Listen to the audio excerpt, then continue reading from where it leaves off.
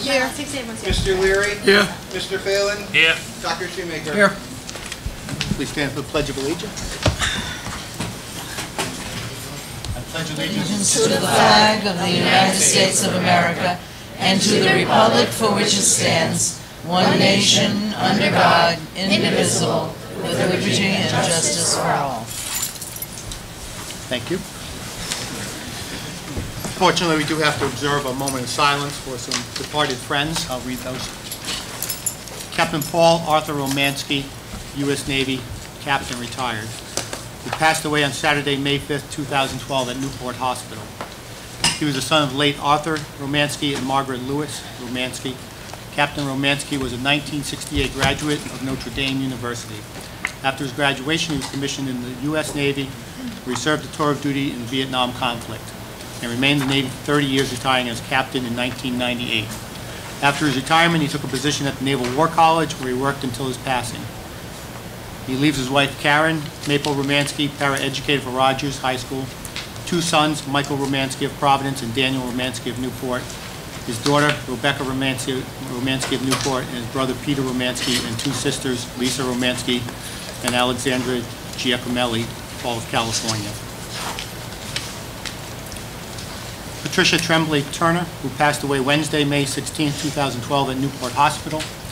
She was the wife of Richard Turner and daughter of late Peter and Edna Murdoch Tremblay. Upon graduating from New Bedford Vocational High School in 1955, she first went to work for the telephone company as an operator, and then was employed with Newport Public Schools for 20 years before retiring in June of 2005 as the administration's center mail and copy room clerk.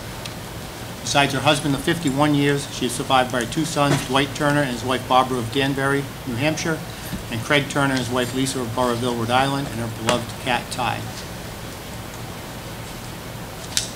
And Roger J. Aubin, who passed away on Wednesday, May 23, 2012, at home in Portsmouth. He was a 1947 graduate of Rogers High School, where he led the tennis team to the state championship. He attended Providence College, graduated with a bachelor's degree in education in 1953. Mr. Aubin began his education career in 1955 at Rogers High School as an English teacher. During his tenure at Rogers High School, he completed a master's degree in administration from Rhode Island College. In 1968, he became vice principal of Tiverton High School and then went on to join the Rhode Island State Department of Education in 1972 as a certification specialist, retiring in 1987. He was a longtime parishioner of St. Joseph's Church in Newport. Mr. Aubin is survived by his wife of 54 years, Patricia Ann Murphy, his 6 children, several grandchildren, and 1 niece in her family. A moment of silence, please.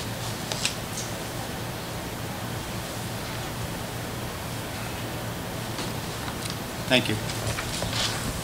Marston, has anybody signed up for public comment? No, Mr. Kelly. Okay. We do have some certificates of achievement for the music program. Do you want to present these? I think Mr. Bernstein will join you at the podium for that. Alan's here, right? Yeah, there you go. How are you?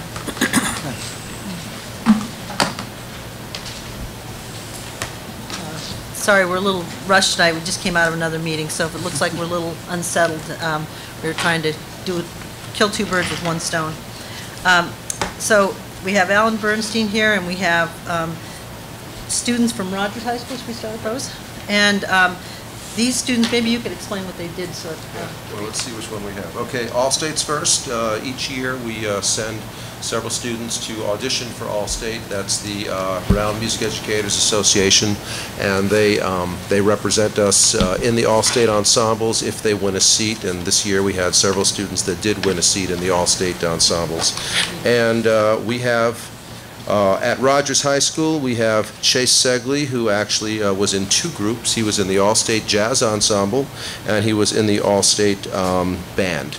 And as a special added bonus, the All-State Jazz Ensemble will be performing at the Newport Jazz Festival this year. So, big times. So, Chase is in Washington, D.C. right now, representing the history department, or the Social Studies Department for History Day, and so he is going to have his awards accepted by his mother, Lynn.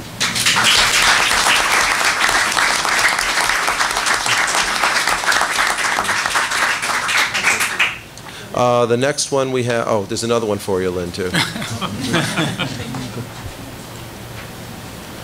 The next one we have, who is not here right now, and I don't see him in the audience, is Tyler Louie, who played double bass in the senior orchestra. I will accept that for him.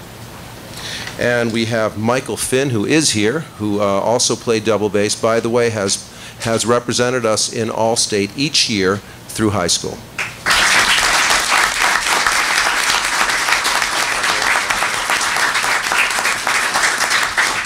Mike, are you tired of collecting awards yet? Yeah, right. And we have Ashley Morris, who is in the senior chorus. Oh, she's right in front here. Congratulations, Ashley. Now, from Thompson Middle School, we have 3 students this year. We have Pearl Emerson, who is in grade 7 and performed with the treble chorus.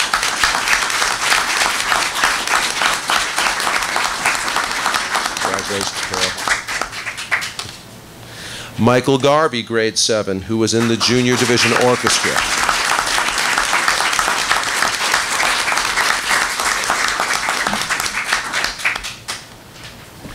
And we have graduating Thompson this year, Ian Chase, junior division orchestra double bass.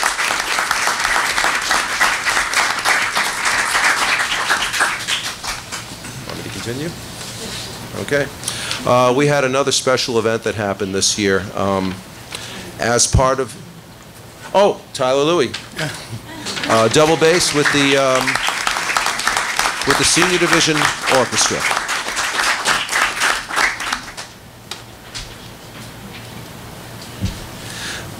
Okay, we had another project that happened this year. This was as part of Festival Productions, Newport Festival Productions.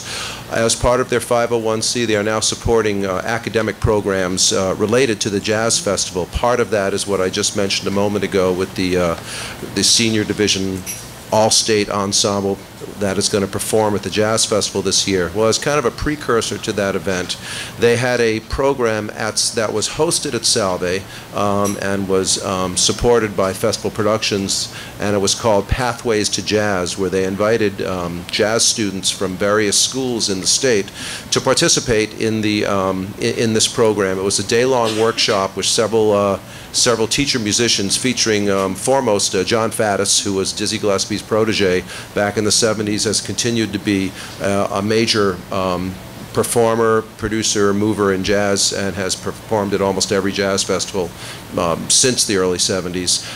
He was one of the prime teachers, but there was also Mike Renzi and Matt Kripkala and Joe Perillo and Metro Narcisi, who directed the jazz ensemble, the Rimia Jazz Ensemble, and myself. In a day-long workshops and performances and rehearsals and various techniques in jazz. Anyways, we had 4 students representing Rogers this year, and unfortunately, 3 of them are in, 2 of them, I should say, are in Washington. That would be Chase Segley, and I know Lynn will accept for him. And William Chilton, whose father will accept for him.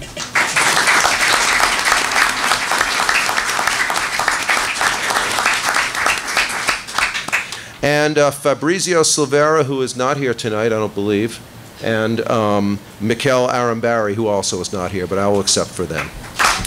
Okay, thank you.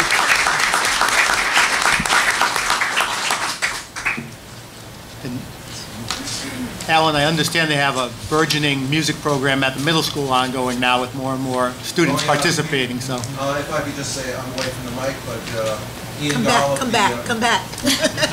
This is good stuff.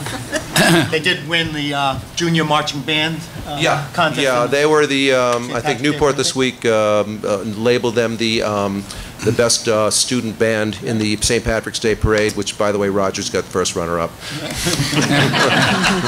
But since they're going to be the Rogers band, so I'll accept that one, too.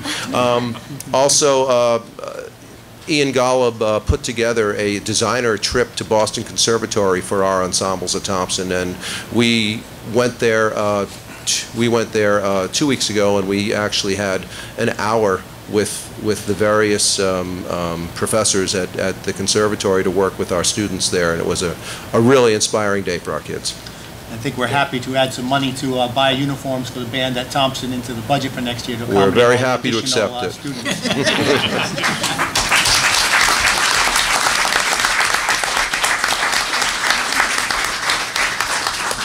Dr. Ambrosi. Mr. Kelly, I have a breaking update. Last month, we honored Joe Jose Sola and Steven Stefanik for coming in second place in the state automotive awards program that was offered in Warwick. Through a miscalculation, they're not second place winners, they're first place winners. So we have the first place winners in the state for our auto program. And they are in Dearborn, Michigan, even as we speak, competing. So we wish them well. Have we figured out how to call Miss Murray back from retirement yet? Thank you. And now on to the highlight of all of our school committee meetings. Ms. Amy Richards, give us a little update. I know school's over, Yeah. but just one last time. Oh, school's almost over, but there's still a lot to update you on. Okay, good. Rogers is always busy. Microphone, okay. All right, so the 2011-2012 school year is wrapping up. Underclassmen will start their exams tomorrow, as seniors are already done with theirs. As Mr. Bernstein has already kind of showed, we have multiple students at Washington, D.C. For the National History Day Nationals. Those students are Devin Mello, Chase Segley, William Chilton, Gabrielle Hermes, Claire Brown, Miranda Fuentes, Patrick Dugan, Kayla Fisher, and Liza Rudd. So congratulations to them. That's the most we've had in a really long time, so it's a good thing. Let's see here.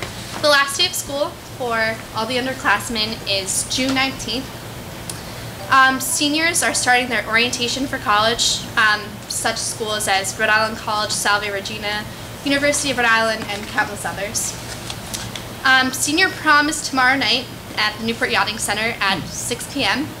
So let's wish all my fellow seniors to be safe and make good decisions. Graduation will be on June 15th, this Friday. So we're wishing off another class and then bringing another one up. We promise not to be too long-winded at that. Yeah. Oh, I had to promise Mr. Milburn that I'd make this short, but Keep going. I would like to thank you all. This is it on my spiel, but thank you guys for such a great year. But yeah, have a good time. So, on behalf of the school committee, in recognition of all the time that you spent with us, I'd like to present you with that small parting gift. Hey. Thank you, Amy. Always so happy with us. Amy, it's a gift certificate to Handy Lunch. Oh, I'm gonna need this. And perhaps you could introduce next year's. Yes, of course. Okay, first, she's not here because she's in Washington, D.C., but our president is Miss Gabrielle Hermes. You've seen her Yeah, Gabrielle before. knows a few times. So, our vice president is Miss Haley Murphy. You know Haley well. Our secretary is Miss Renee Mason. And our treasurer could not be here due to prior engagements, but is Catherine Mitchell. Thank you. Thank you very much, and we don't need to keep you from your activities that I'm sure you have plenty of this week. Yeah. Thank you. Thank you. Thank you very much. Welcome. Thank you. Have a great summer and best wishes in college. Okay, moving on to item 5, which is the consent agenda. Approval. Mr. Chairman, Second? Moved and seconded, Mr. Leary. if you could pull 5.2 for a separate vote and 5.3 for separate vote, please. Okay. Movement for the approval of minutes, 5.1. Been moved and seconded. All in favor? Aye. All opposed? The minutes are approved.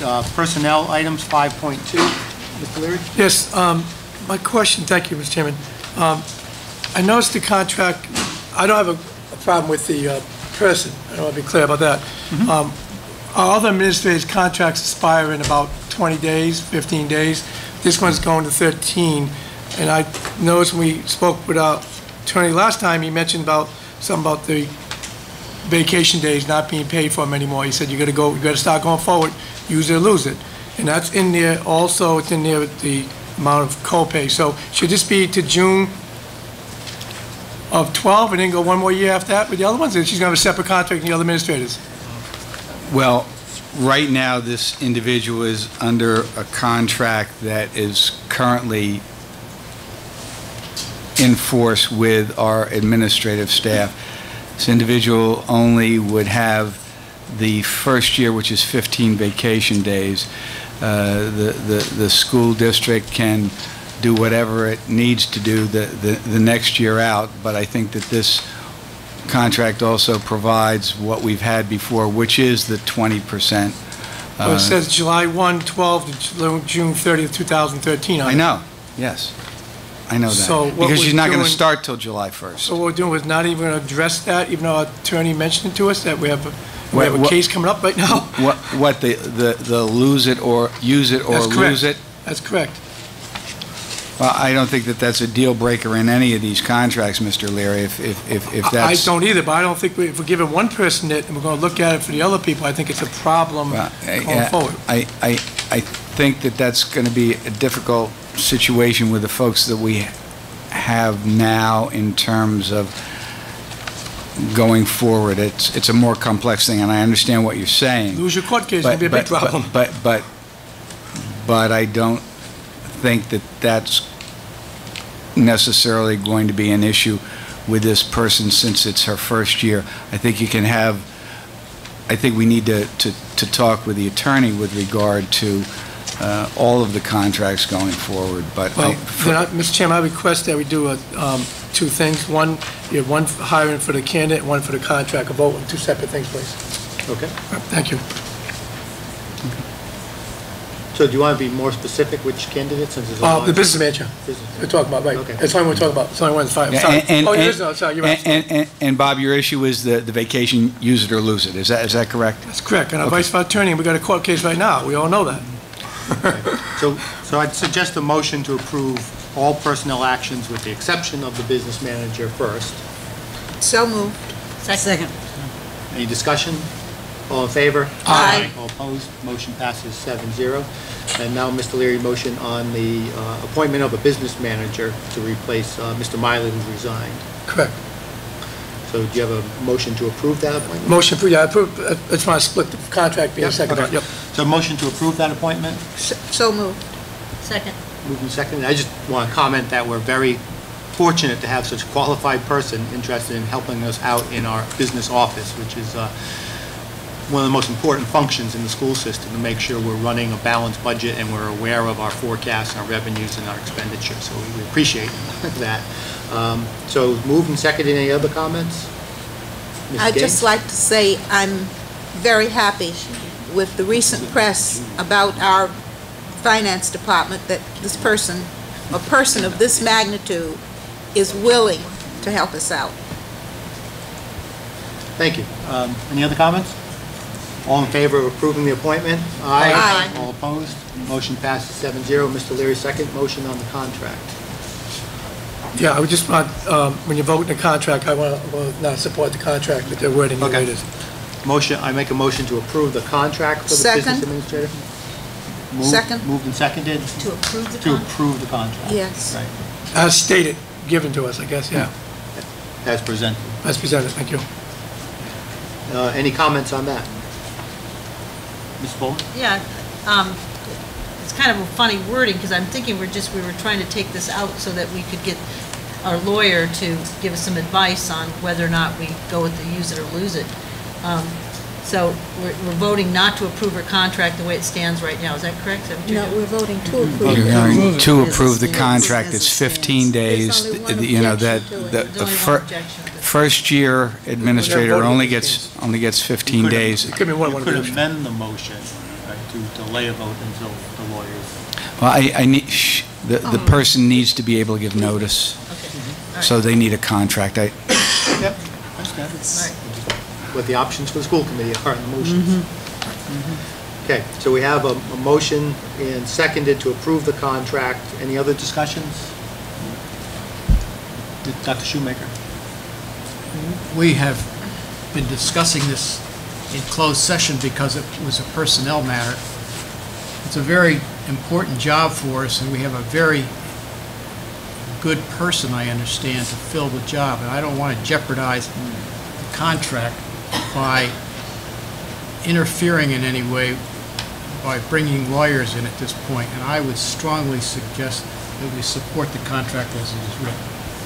And I would agree, and particularly in the issue of accruing vacation days. In the first year, there's not really much accrual that can occur. So That was my issue on that one. Okay, thank you. Any other comments? Dr. Flowers?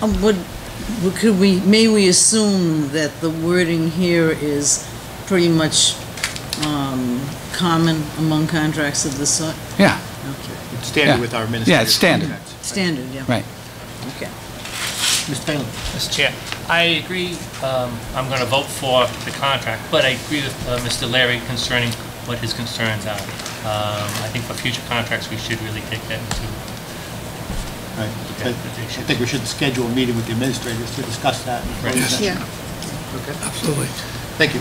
Any other comments? Okay. All in favor? Aye. All opposed? Hey, Motion passes 6-1. Mr. Leary opposing? Thank you. Okay, we also pulled 5.3, the bid for Thompson Middle School concrete exterior front stair rehabilitation, which is actually a demolition and replacement with new stairs and granite treads on the stairs, painting the handrails, etc. Please So- call. so, Mr. Chairman, could explain, It was pulled for separate votes. We're going to vote on that now. Oh, okay, good. yeah, Yes. this goes back to, Oh, Mr. Phelan should probably make the comments about this. We've originally put total granite steps on Mr. Thompson. He wouldn't be going through this right now. And that's why I've been proponent of this brick for many years. I'm sick and tired of saying it. Thank God it went You through. got your brick, Mr. I know you're Larry. tired of hearing it, but I'm hammering at it and hammering at it, and people have voted for it, because you know what's going to happen. Now you're going to cost hundreds of thousands of dollars to repair things sometimes because you haven't done it properly, and it's not going to be done with full granite steps. It's going to be done with veneer granite steps. So that is what it is, but Mr. Mr. Fagan? Fagan, if you could explain how thick the veneer is. The veneer treads are going to be 2 inches thick. The subcommittee met and we invited Bill Riccio from the city of Newport to join us for recommendations. We consulted many contractors in the trade on this work. We feel the treads with the half-inch reveal on them will be ample protection for the concrete base underneath. Unfortunately, budget considerations are always tough, and it's not a perfect world. If we went to replace those 3 sets of stairs with concrete, you would more than double the asking price for this work right now. With granite. With granite. It's going to look wonderful. It's going to be a vast improvement over what's there right now, and it's something you would see in this day and age at a tremendous amount of public buildings. You would not see solid granite stairs because of the cost of them. And one other question, this work can be completed this summer, Paul? Yeah, we were up there today, even though it's not approved, just doing some legwork stuff. Once we get some samples of granite in and a pattern where we got to put any cuts to make sure they match from stair to stair, we'll give the go-ahead, and the products are readily available in Rhode Island, Massachusetts. Very good. Dr. Shoemaker. Mr. Fagan, my question relates to who's going to oversee the concrete. You know, there seems to be different standards of concrete. If you go down America's Cup, we've resurfaced that road, but look at those curbs. They're just falling apart, and yet there's other concrete stuff that holds up. And as I understand, then we had a problem with the Jamestown Bridge, the new Jamestown Bridge, that the concrete wasn't up to the specs. Who's going to monitor that for the city to make sure that we don't have a sloppy job in 10 years from now, the concrete starts falling apart like the curbs on America's Cup? Well, right next to City Hall, we have, we've called for 4,000 strength PSI concrete in the bid. We'll go over, we'll have the days they're pouring, we can get help from Bill Riccio. Eric Earls, the city engineer, can stop by and give us a hand. So, Well, that's my only concern, and if you assure me that that's going to happen, I'll feel much better about it. it will happen. Thank you. And Mr. Ricchio's been great help on all of our projects in the last years. The low bidder on the project just completed the seawall project at Kings Park, which came out very well. Mr. Riccio feels it's a, he's a wonderful contractor. He's done a lot of work recently at Brown University. I've checked references. They're very happy with his work. Good. Any other questions? Dr. Flowers? Yeah, I'm just going through all of these little points that they had to look at when they applied for this. When it's snow and ice, is this material going to be able to stand up to, or you have to use a particular kind of ice melt? Yeah, we've considered too here with the granite. It wouldn't be at risk for the ice melt, but we also we had a situation where people pointed out to us there was a little bit of a problem on the City Hall steps. Yeah. In inclement weather, there's can be some slipping problems, and we're going with a rough cut. The contractors. You mentioned about being rough, yeah. The contractors are actually calling it today a salt and pepper granite, and that's the look of it. And you can see that look on the cap on the cheek walls going up the main set of Thompson. Sort of like your hair? Kind of like my hair. Yeah. Okay, just want to make sure. So that should be a consideration. So you have more traction when it's icy. Yep. Thank you.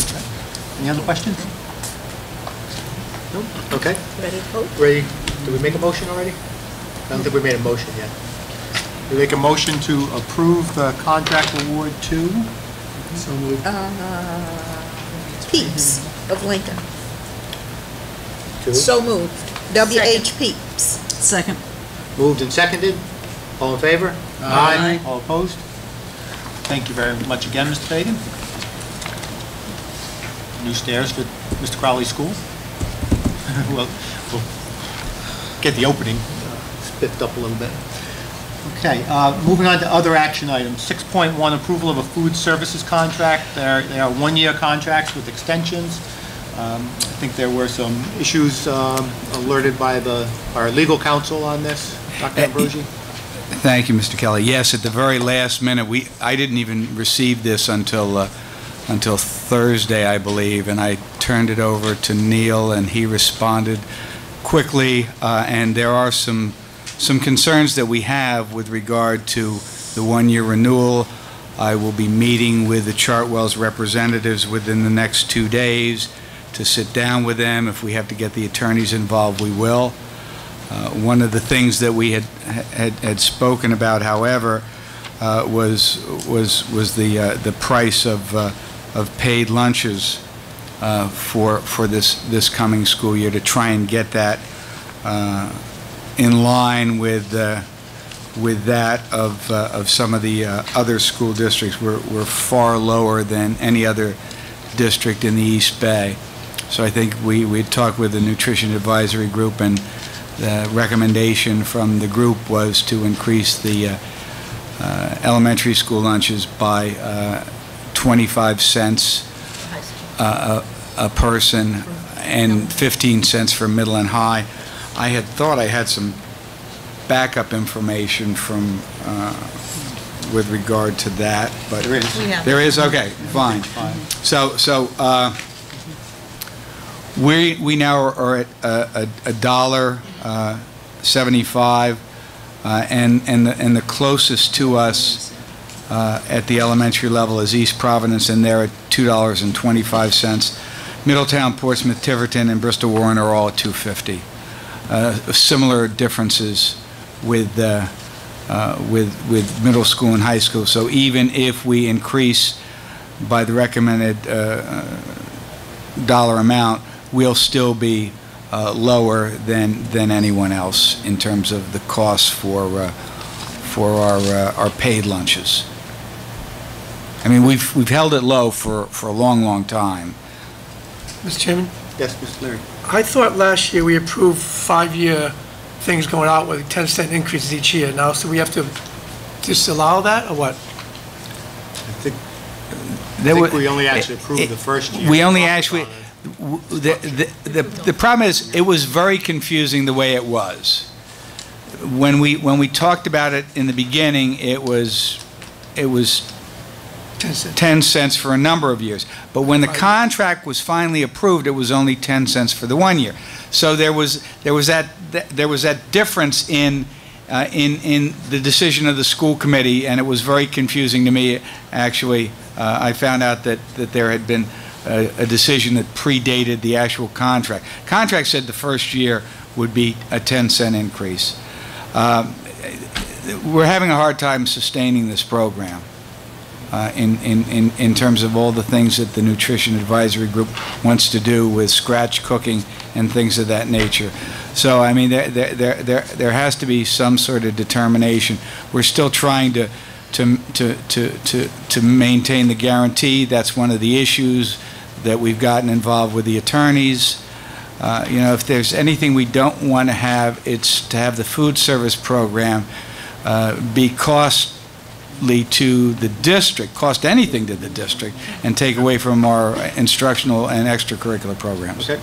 So the motion is to increase by 25 cents the elementary school lunch and 15 cents the middle and high school lunch, right? So moved.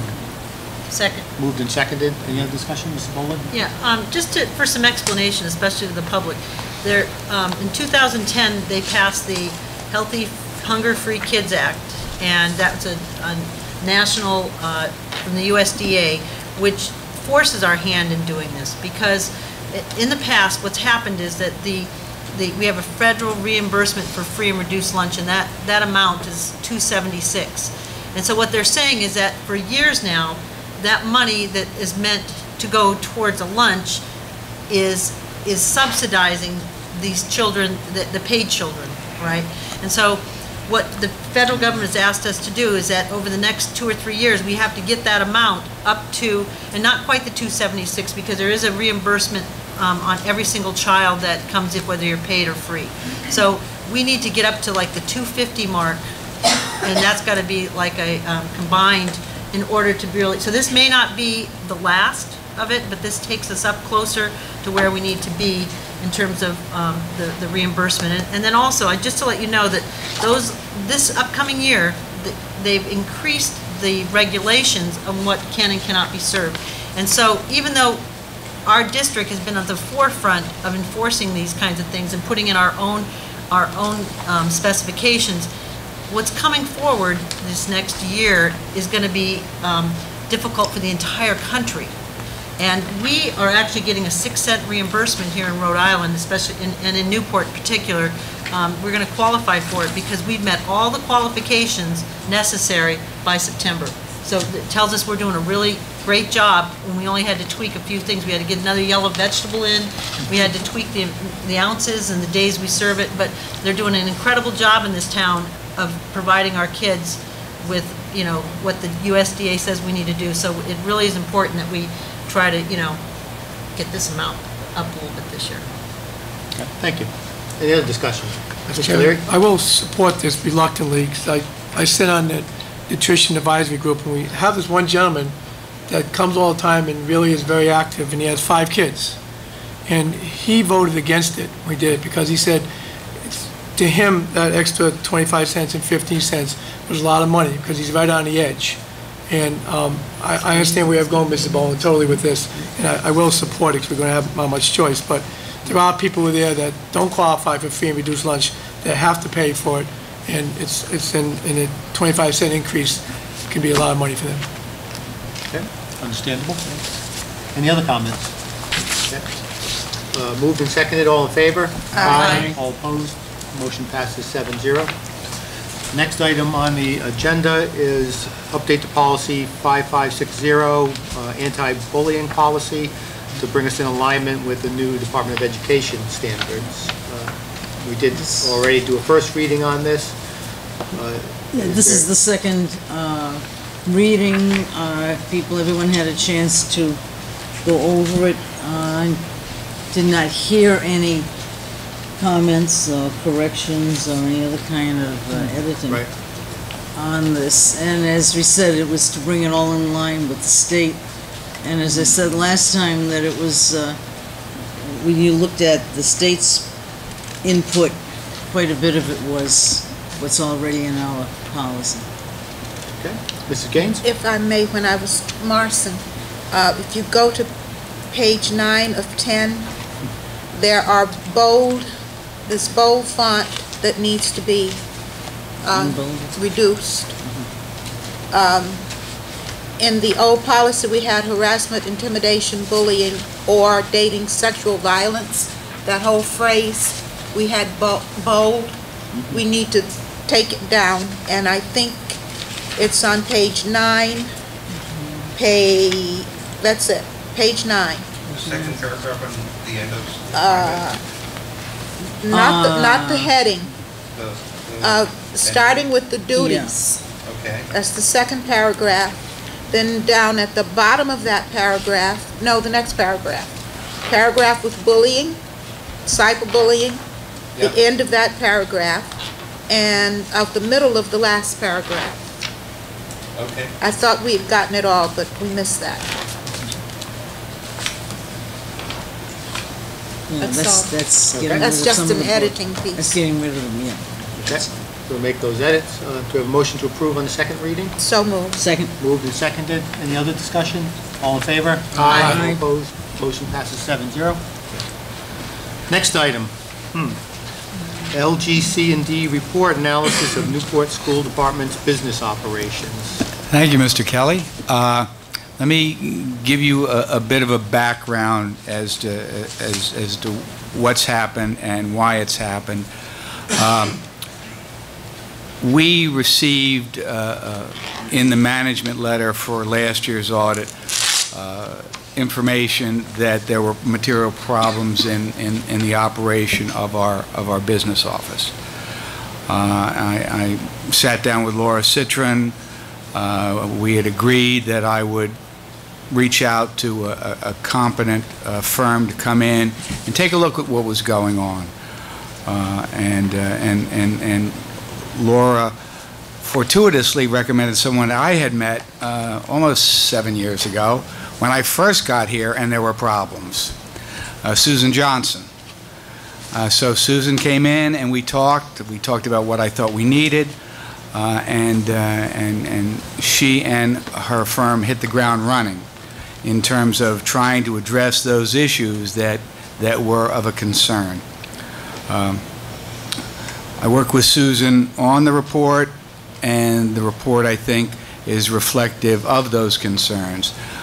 Rather than me saying anything more, Susan is here tonight, and I'm going to ask her to talk briefly about the report and then go over my action plan, which she has reviewed. And what I would ask you to do as an action item is to accept her report and then approve the action item, or action, whatever. Good evening. As Dr. Ambrosi said, we were engaged to provide an overview of the operations within the business department as a result of the management letter comment that you had received in the prior year. So what we did was we looked at the internal control within the business department to see if there was a system of checks and balances to make sure that no one person was seeing a transaction through from beginning to end, and to also look to see that there were controls outside of the system so that the users of the financial information would have the tools to do what they needed to do. And as a result of our discussions with personnel within the business office, it became clear that there were some enhancements that needed to be made to the systems. First and foremost was around the budget and the maintenance of the budget and how it had not been uploaded into the accounting system so that the users, the various departments could see where they stood between budget and actual numbers in a real-time basis. So that was something that we felt needed to be addressed, and by uploading the information, it will provide the council with a proactive oversight of the budget to minimize the risk that there could be a significant overstatement of expenditures without somebody at least raising the red flag. So the budget was of concern. Also of concern was the adoption of the Uniform Chart of Accounts. As you are all aware, the Department of Education required that the communities adopt the Uniform Chart of Accounts effective in 2010. At this point in time, the school is reporting that information offline, so it's not being done within the accounting system, but information is being downloaded and recharacterized into the appropriate buckets, if you will.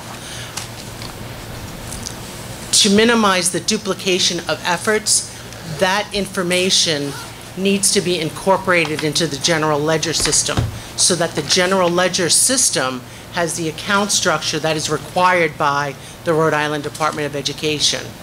And we recommended that that account system be in place for the start of the July 1, 2013 fiscal year so that no one has to backtrack to recode all of the information or to recharacterize the financial information. Is that general ledger a component of the city's loss and accounting system? Is it coupled to that? Okay. Yes. The school department utilizes the Lawson system, as does the city of Newport. And that's something that we feel really needs to be addressed sooner rather than later so that 2013 can go forward and then the 2012 information can be corrected retrospectively. But let's have more of a forward vision, if you will. The other area related to the accounts payable and the utilization of the purchase order system. A purchase order system is really designed to provide the people who are ordering with information that they need to see if they do have the funds available to make the expenditure. And the purchase order system is currently not being used within the school department. Only a very few number of items flow through the purchase order system. So our recommendation is to use the purchase order system and have only rare instances where the direct pays have to be made. And that way you will also have a better comparison of where you stand from budget versus actual, and you will get a true picture of what your actual encumbrances are. And what an encumbrance is really an outstanding purchase order. It's a commitment that the school committee has made to pay for some services or items at a future date and time. So by utilizing that purchase system, you will have available to you the information that you need to evaluate where the school department stands, and Dr. Ambrosi, is also very much aware of the requirements. In regards to the payroll processing, payroll and payroll-related costs are the most significant costs within the school department, as with the city government.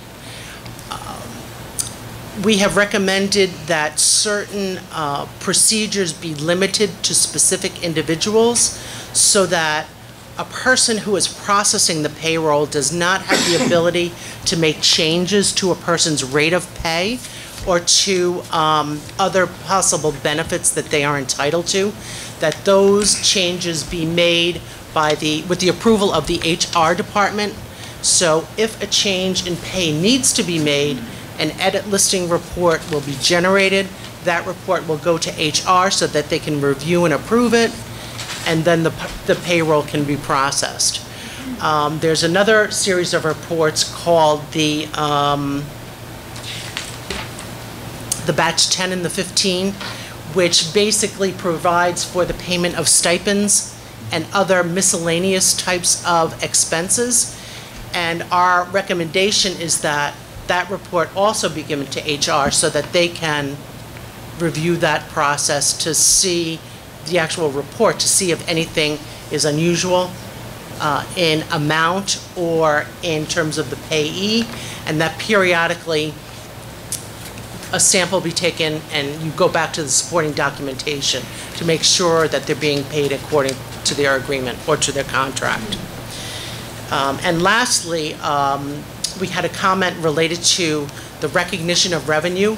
Currently, the city collects all of the receipts from the state of Rhode Island, and there was no reconciliation of the amounts that were reported on the RIDE website to what's being reflected in the books of the school committee.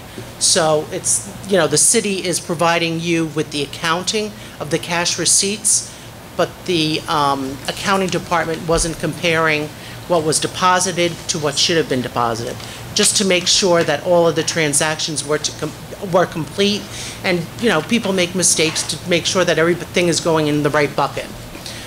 So that was another one of the recommendations. I believe that the management letter that was provided in the prior year didn't specifically identify those control deficiencies, and that's what Dr. Ambrosi wanted us to come in and take a look at and identify those control deficiencies so that they could be rectified.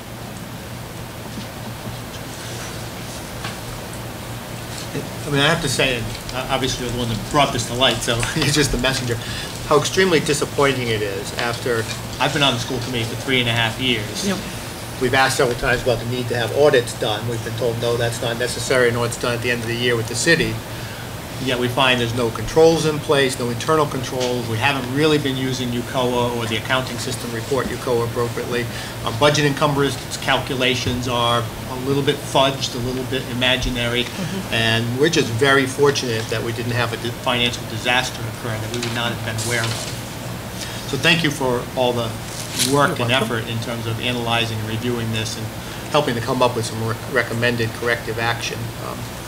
I guess my suggestion on corrective action, our next action is actually related to requesting some help from the city that I might want to defer approving a corrective action plan until we talk about city finance director involvement in the process. I suppose we could, but some of these things need to be done immediately. I have shared the corrective action plan with the finance director of the city.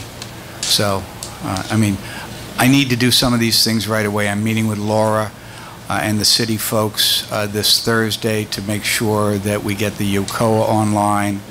So I just want to do some of this stuff right away. So I'll make a motion to approve the action plan contingent on the approval of the city finance director. So moved. It's been moved and seconded. Any discussion on that action? Explain what we just There's a corrective action plan with 5 steps in it, which we're being asked to approve. My recommendation is to approve that contingent upon Ms. Citron's review and approval of that, agreement with that.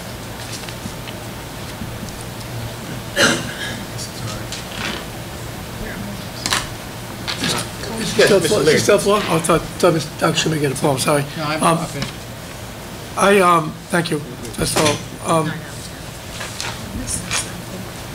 I don't understand, I guess you come back to the microphone and help us out, maybe, thank you.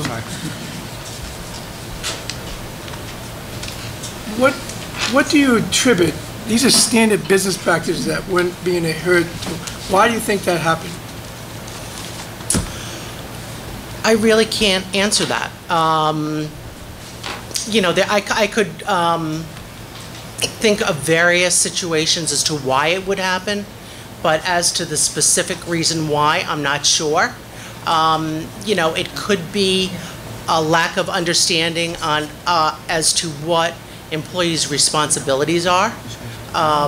Training. There could be various things that is attributable to. But something specific, I'm not aware of anything that was specific.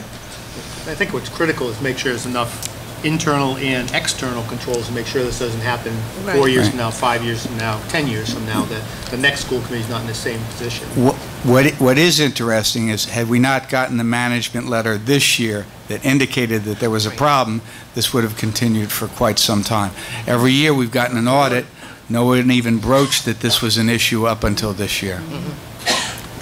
Well, I asked for audit many times, and it was never brought up. I thought that was for a different reason at that point in time, Bob. Okay. Any other questions for Susan? Thank you. Thank you very much for spending You're time welcome. with us. Appreciate it. So there's a motion on the table and seconded, I believe, to approve the action plan contingent upon the city finance director's agreement. Any other discussion? All in favor? Aye. All opposed? Motion passes 7-0. And the next item on the agenda is an action to request some support from the city council in terms of the overall operations of our finance and budget operations. And Councilwoman Napolitano's here with us, and I don't know if she'd like to talk to us a little bit about this, her thoughts on this. Thank you.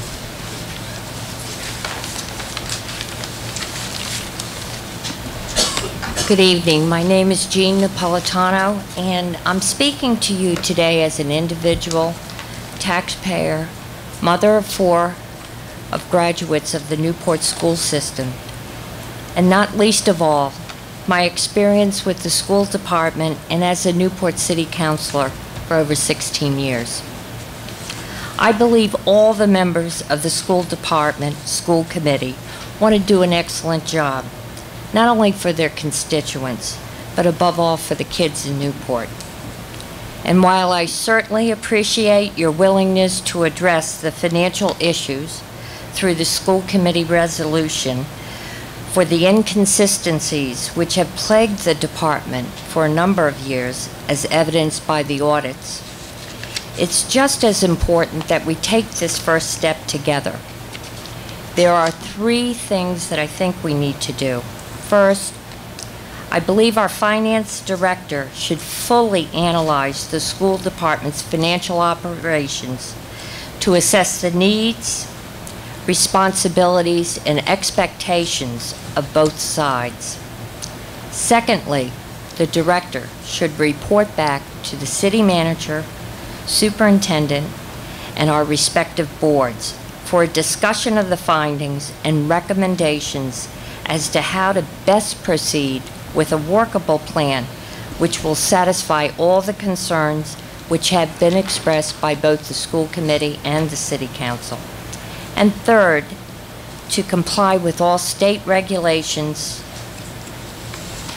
and those promulgated by the Department of Education in Rhode Island. At that juncture, both sides will be well informed and have a better ability to proceed in a decisive and intelligent direction. Finally, I'd like to state I'm not naive to think that we're going to recognize immediate cost savings. But I do believe the savings will come in the form of correct audits, time efficiencies, controlled spending accounts, and more important, I think that it could establish a new relationship between the school committee and the city council built on trust, understanding, and acceptance of the financial issues that are facing both our bodies.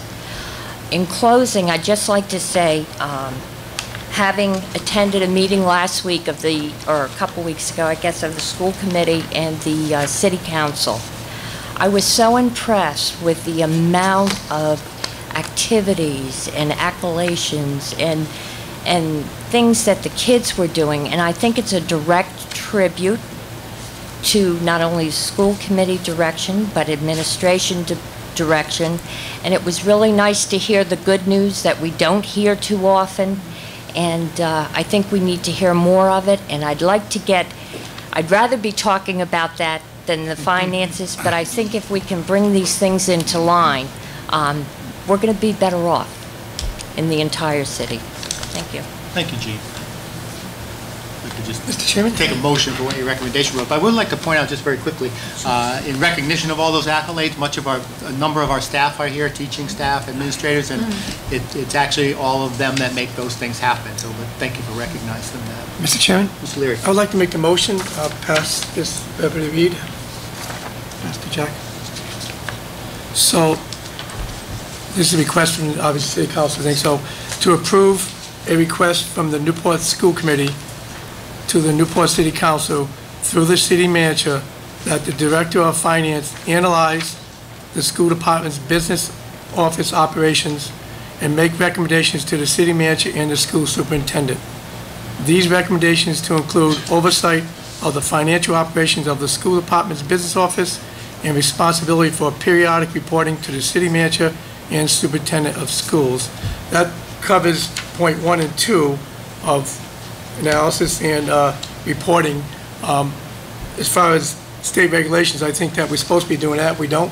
Shame on us, for not doing that. But so this is a motion I'd like to put on the floor if I get a second. Second. Okay, moved and seconded. Any discussions? Excuse me. What is this versus? So we had, Mr. Leary offered an alternate motion to the one that was in our agenda package. So we had one in our agenda as a suggested motion. Mr. Leary offered as a member of the committee an alternate motion. Could someone explain me the difference as to what? But I believe the motion on the table is essentially to ask, for the school committee, to ask the city council to work with the city manager and have the director of finance conduct that analysis of the operations of the business office, so she can then come back and make an informed set of recommendations to the superintendent, city manager, and I do believe Mr. Politano is correct, both boards at a joint meeting, so that we can take a look at those and make some decisions to move forward on this.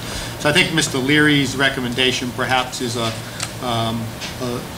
similar to what was in the draft package, but a little more focused on the analysis of operations prior to making any recommendations. Mr. Kelly? I think I'm next. Ms. Gaines? In light of the recent budget that was passed, there were 2 budget articles that directly speak to what we're talking about here. Article 12.1 would require a standardized budget process for school committees and superintendents. It would require all school districts, state schools, and charter schools implement a Regents-approved budget model using best practices established by the Department of Ed for long-range planning, budget development, and budget administration and reporting. The one that I think speaks directly to us tonight is Article 12.2. And that article clarifies the responsibility of city and town governments to monitor school finances and report problems to the Division of Municipal Finance and RIDE. Now, what we are voting on tonight is directly in line with what the Senate, the legislature, just passed. All of us who read the paper or listen to the news have heard some of the horror stories that some school departments in the state are facing, namely Woonsocket, Central Falls, Providence, and we could go on and on. And I think what the legislature is trying to do is head off any future calamities where there is a problem with school budgeting. And I think it's time to move forward with this. And I think we should rely on our legal departments to clarify any of the articles that we need to abide by. Not only do we need to look at the financial piece, we've got to look at the legal piece and make sure that what we're doing is in compliance with state law. Thank you. Further comments? I just wanted to,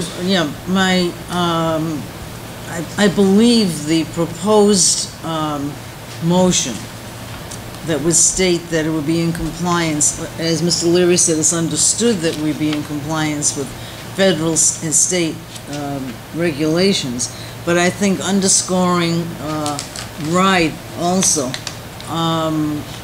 is important, because quite often with the schools there are issues that would not be common to the municipal side. So I think it does not hurt to put that in. But again, perhaps having the legal people looking at this to make sure that everything's in order is not a bad idea at all. Right. So is your suggestion to amend the motion by, Well, or, because I mean, obviously, we're I'm going to looking at the two here, and I strive just to be in compliance with federal, state, ride. and Well, we local have one that ordinances. really is our action, so to speak, and the other is So the action is to given to request. the council. yeah. Request the city council, since the city manager and finance director work for them, report to them, to ask them to conduct this analysis and make a set of recommendations and reports as a result of that analysis. I think both sides should be at the table. Yes, we would hold a joint meeting, I would believe, right? Okay. Any other comments on the motion made by Mr. Leary? The motion moved and was seconded, I believe? Was it seconded, Marson? Yes. Can I ask the superintendent, I mean, do you see any difference between So these two? it's a moving target at this point in time, Dr. Shoemaker. I thought I knew what the motion was, and now it's not the same motion It's not the same. that I had thought that was, I reviewed with Laura Citron earlier today. So I think, my understanding is that people would feel more comfortable if we all worked together to come out with the recommendations. This tweaks it a little bit. I mean, certainly the intent is the same, but this is just having Laura herself conduct the analysis, where the motion that you received earlier was to request the city council task the city manager and the director of finance to work with me in conducting the analysis together. So that was what I had thought was palatable to the folks on the city side. So I don't know. I'm sure they can work out how the analysis is conducted. I expect our new business manager would be involved in that process. Need some independent external control, that's for sure. Well, either way, it should end up the same place. I'm just. If we're so all working motions- together, we'll expedite things. So it'll end up the same place, but sometimes, as we well know, the devil may be in the details, but that's okay. All right, so the motion's been moved and seconded. Any other discussions? All in favor? Aye. All opposed? Motion passes 7-0. Thank you. Move the ball a little further down, down the field. Thank you for joining us. Will you let her know? Mrs. Napolitano. Okay. Because I'm not going to be. Thank you very much. Appreciate that. That's a copy of the motion, right? You want this? Thank you. Next item on the agenda is a policy modification to policy 5370, which is our academic eligibility policy. We have discussed this a number of times. We discussed it at our last meeting briefly. We did submit a recommendation to the policy committee. Their feedback was that it let the kids off the hook. And really the intent of this was, and we knew this when we developed this policy because I worked on that committee developing that policy, that what do we do about the transition from middle school to high school, and in recognition of the importance of and the likely impact on that student's life in terms of graduation probability of getting him hooked up with some adult in that high school, whether it's a coach, a music director, the art director, whatever the extracurricular activity is. And so in recognition of the concern of not letting them off the hook per se in terms of their responsibilities academically, but recognizing that A, some of them might not pass the academic recovery, and B, in some cases academic recovery isn't even offered to them for some subject matters like foreign languages, that there has to be another opportunity to give that student a safety net but still leave them on probation. So the recommendation is to add number 6 to that policy that reads, in the event that students who have been promoted from Thompson Middle School to Rogers High School and are academically ineligible for participation in extracurricular activities in the high school freshman year based on the above criteria, which are 1 through 5, he or she must either successfully complete a summer credit recovery program to fully restore that academic eligibility, or attend Rogers High School 101 to temporarily restore their academic eligibility and receive passing grades in all courses at the first mid-quarter marking period to remain academically eligible to participate in extracurricular activities. So I think there's 2 schools of thought, one that says extract another pound of flesh from that kid for not meeting his academic eligibility requirements. Another one says you know, let's take a chance and give him 4 more weeks and take a chance that we're going to help him graduate from high school. We can agree to disagree on this, but I wouldn't suggest that we were saying extract another pound of flesh from the kids. Make a motion? I moved exactly what Pat just read. That's my motion. Moved? What do you read? Moved and seconded? Okay. Is it written in there? Yes, I'm not sure, I'm not sure if Jack Want me to posted the rewrite actual it again, language. reread it again? Or you're all okay? Yes? I will read it again. I sent this to superintendent, didn't get included in our notes.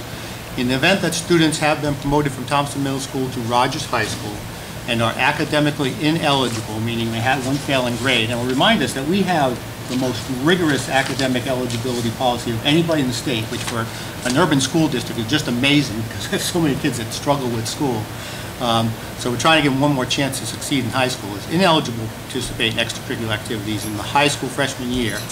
Based on the above criteria, he or she must either successfully complete a summer credit recovery program, which they already can do, to fully restore their eligibility, or attend Rogers High School 101 to temporarily restore their academic eligibility, and receive passing grades in all courses at the first mid-quarter marking period, which is approximately 4 weeks in, to remain academically eligible to participate in extracurricular activities. So you're really just giving the kid a lifeline. Okay, I first brought this up because I was so moved the night that, I mean, I've always had some problems with this policy, but I was so moved the night that Mr. Newsom was here, and he got up and spoke, and he was, you know, touting the accolades of our football team, and just one of the many sports we have here at the school, and he got up and he said, if you can get them to me, I'm going to keep them eligible. We're going to send them to, you know, if they need academic support, we get them there in the afternoon. You just got to get them to me. And he kept everybody eligible the entire football season on the varsity team. And I kept thinking about, so I know that 8th grade teachers are not happy right now with this. And I understand there's an argument for that, which I'll counter in a minute. But if we send these kids, we've said to you, you've completed the 8th grade, okay, we're going to promote you. And we're promoting them with Fs, first of all, and that we may have to look at, okay?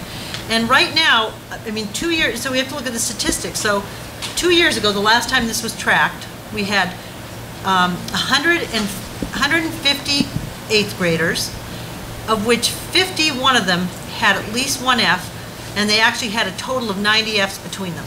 So if this policy were working, you would expect that we would start to move kids along and they would have less Fs now.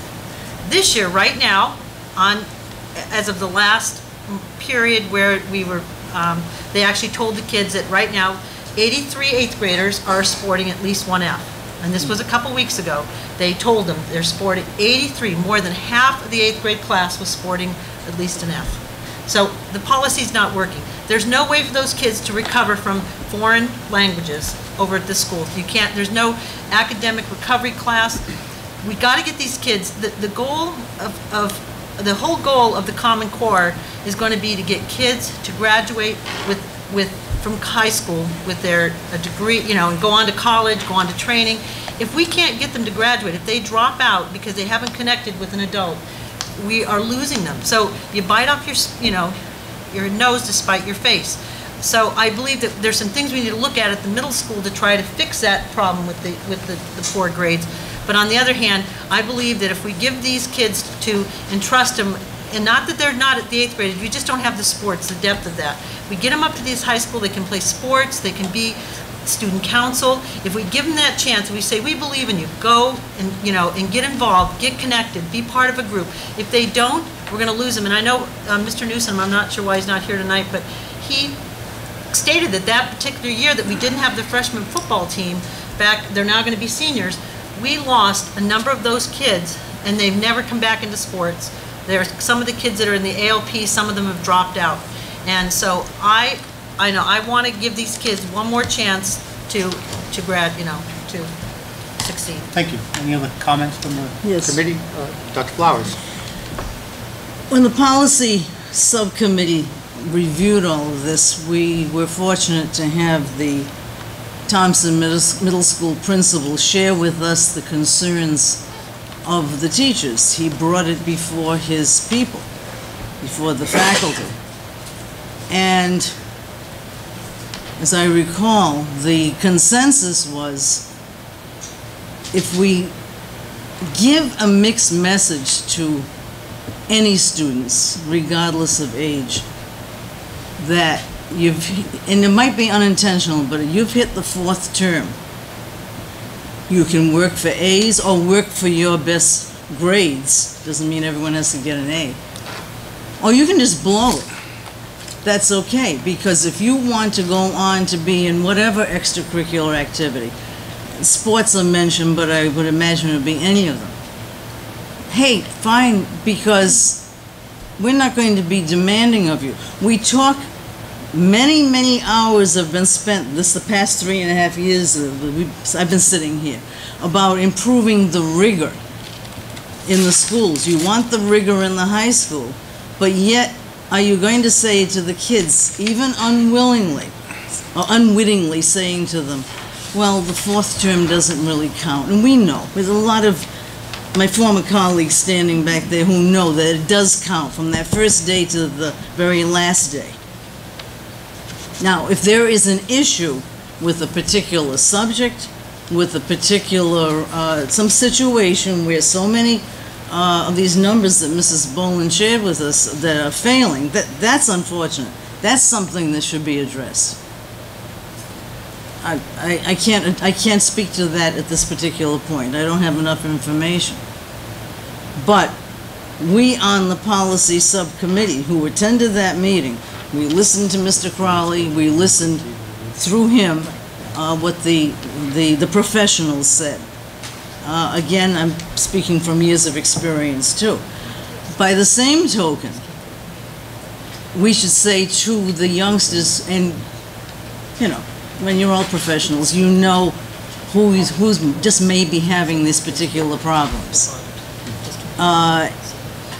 You're going to step in early, you're going to find out what the problem is, and of course we provide every kind of intervention you can to get those kids up to snuff. Truly make them earn their grades. Thank you. That's the point, Jim. Anybody in our audience that wants to make any comments on the option of giving those kids one more lifeline to get them into high school, to get them introduced to a coach or a music teacher, and get them to graduate? I'd like to hear from Jamie. I don't know if he wants to. So I think Dr. Flowers did a good job of talking about the feelings that our teachers had, and I think we all understand your perspective. We understand your position. We can't say that we entirely agree with it. And when this first came to me, my first inclination was to go to the teachers and ask their opinion, because I had never lived through an 8th grade year, and their thoughts were consistent. They were, I would categorize them as being unanimous. They see these students every day. Question is it a motivator or not? And they universally believe that the fear of not being able to participate is indeed a motivator. Now, the high number of failures, in my opinion, from what I've seen, I would chalk a lot of that up to simply effort. Effort in class. And that would be our position. We understand it. I come from a school that, in fact, had a higher standard. Students went on probation after 1 failure at Mount Hope. Here, it's 2. It's a progress report and the quarter grade. So it's not the most stringent in the state. But we can live with a system whereby they have to produce something at a later date. I think we could live with that. Well, I think there's certainly no intention to leave the student blameless for his responsibility in school academically. It's just a goal to give them that chance to be successful in high school that they may not otherwise get if when they get there they can't participate in other extracurricular activities. Dr. Shoemaker. When we put this policy together, one of the comments that was made is the student really had to earn a failing grade. You just didn't turn in your homework and attend class, participate, and fail. You really had to work by being absent, not turning in your homework. And the other comment that was made at that time was, well, we'll go to summer school. Well, we got the results back. 45 kids were supposed to go to summer school that year. One kid went, and I only think he went for one session. So he says when it completes the summer program, what do we mean by that? That means he attended once or twice? Or is there going to be a test? One of the things, Dr. Shoemaker, is that we have a benefactor who has supported a summer credit recovery program at Thompson Middle School. And she has enabled us to offer programs to the youngsters, and I think two of the teachers are here tonight who have been involved in that program. We think it's a great program. My hope was that we use that as the determinant as to whether or not a youngster could be academically eligible for the first part of the first quarter and find a way to provide support within the construct of that program for French or some other language or some other program that wasn't one of the big four.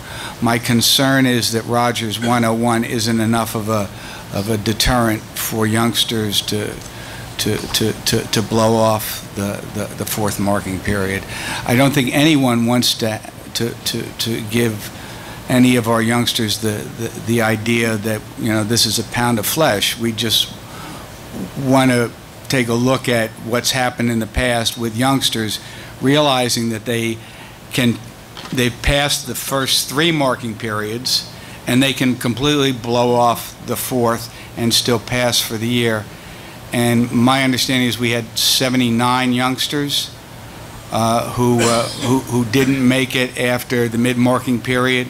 And my understanding also is you've met with every one of those youngsters to talk with them about all the different options. So again, I'm not suggesting that we don't give the youngsters some options. We have the summer credit recovery program. My concern is if they're given the option of a credit recovery program in the summer or Rogers 101, Rogers 101 is a much easier option. But there's a lot of difference, right? The summer credit recovery restores full academic eligibility, meaning the first quarter marking period is your warning. The other option doesn't give you that. Your deadline is the first quarter marking period in high school. Mrs. Gaines. Before the other meeting we had another meeting with the SIT team at Rogers, and I see Mr. Cawley is here, who was at Thompson during that infamous year. And he witnessed the same thing that I learned after school closed. When all of this stuff hit the fan, I was called by a couple of parents, and I agreed to go to their home and talk to their kids about what had happened during the year. And those children admitted to me and their parents that they deliberately blew off the fourth quarter because it didn't have any consequences. Kids need consequences. That's the age they are. They need it, but they don't need a death sentence. Now, I see this proposal as a compromise between the two. There's a consequence there because you didn't pass the course. You've got to do something over the summer to make up for that. Not letting them play at all, I think, is the death sentence. Right, right, and I wasn't suggesting that. No, but that's the way we had it before. Right, well, that was a hiccup for all of us because the implementation wasn't followed through. That didn't happen this past year. But Mr. Cawley witnessed the same. He was there. He saw them.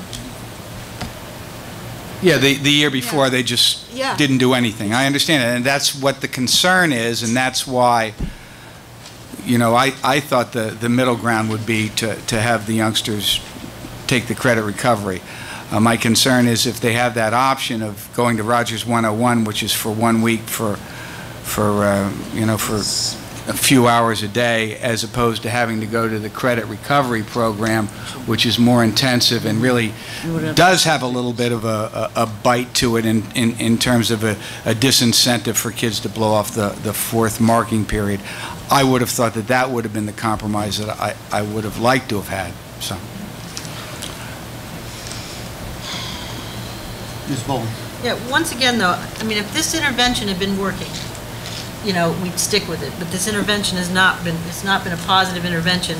And I just hate to shut these kids down out of the gate. If we can catch these kids one last time, you know, and tell them that, you know, send them the message that we still believe that they can do it. So I'm going to be supporting this.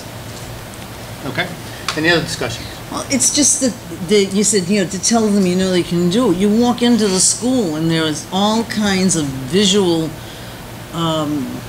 clues to encourage the kids to do the best that they can. Speaking just for myself, I think that they have to be given this message as soon as they get in there from the 5th grade. Thank you. That's another story. Any other comments? Mrs. We Gaines? did. You might want to speak to the effort to talk to the 8th graders during the 4th quarter before they come to Rogers. That was mentioned at the meeting before. Yes, it was.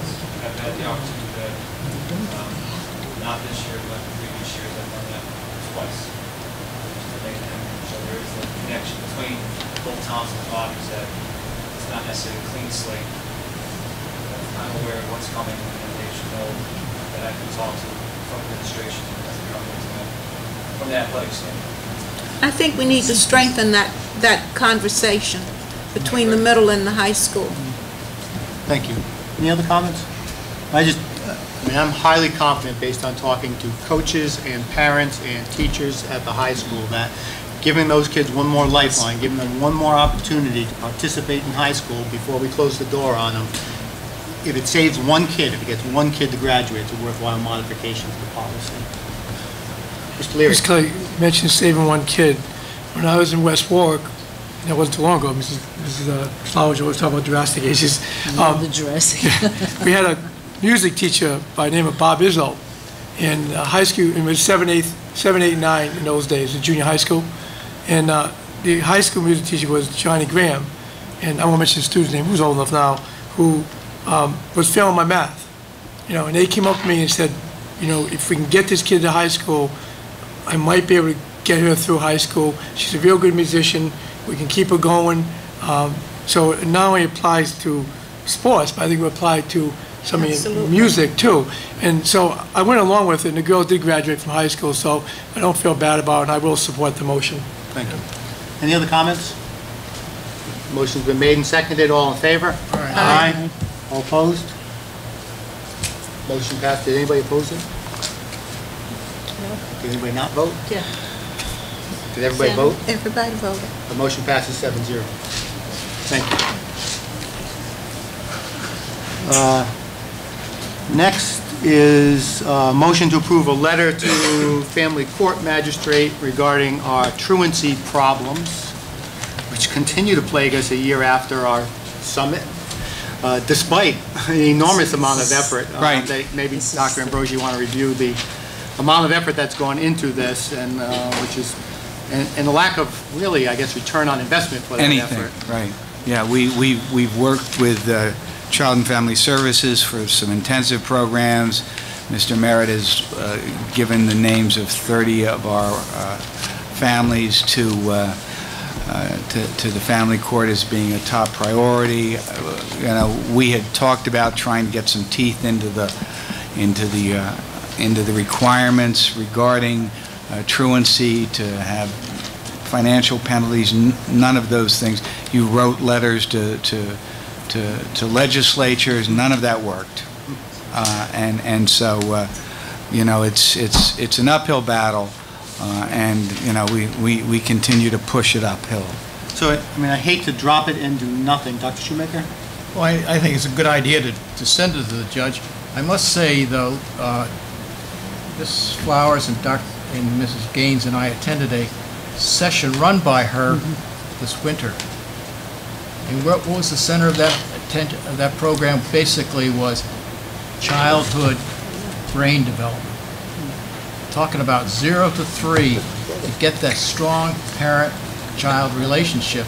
That was the essence of her program, because she knows they get to be teenagers, they're not successful, they've got to go back to early childhood. So I support you in sending the letter, but she has made it it was a 2-day conference in Cranston, and I must say the emphasis was on early childhood development. And parental involvement, I would expect also. Oh, yeah.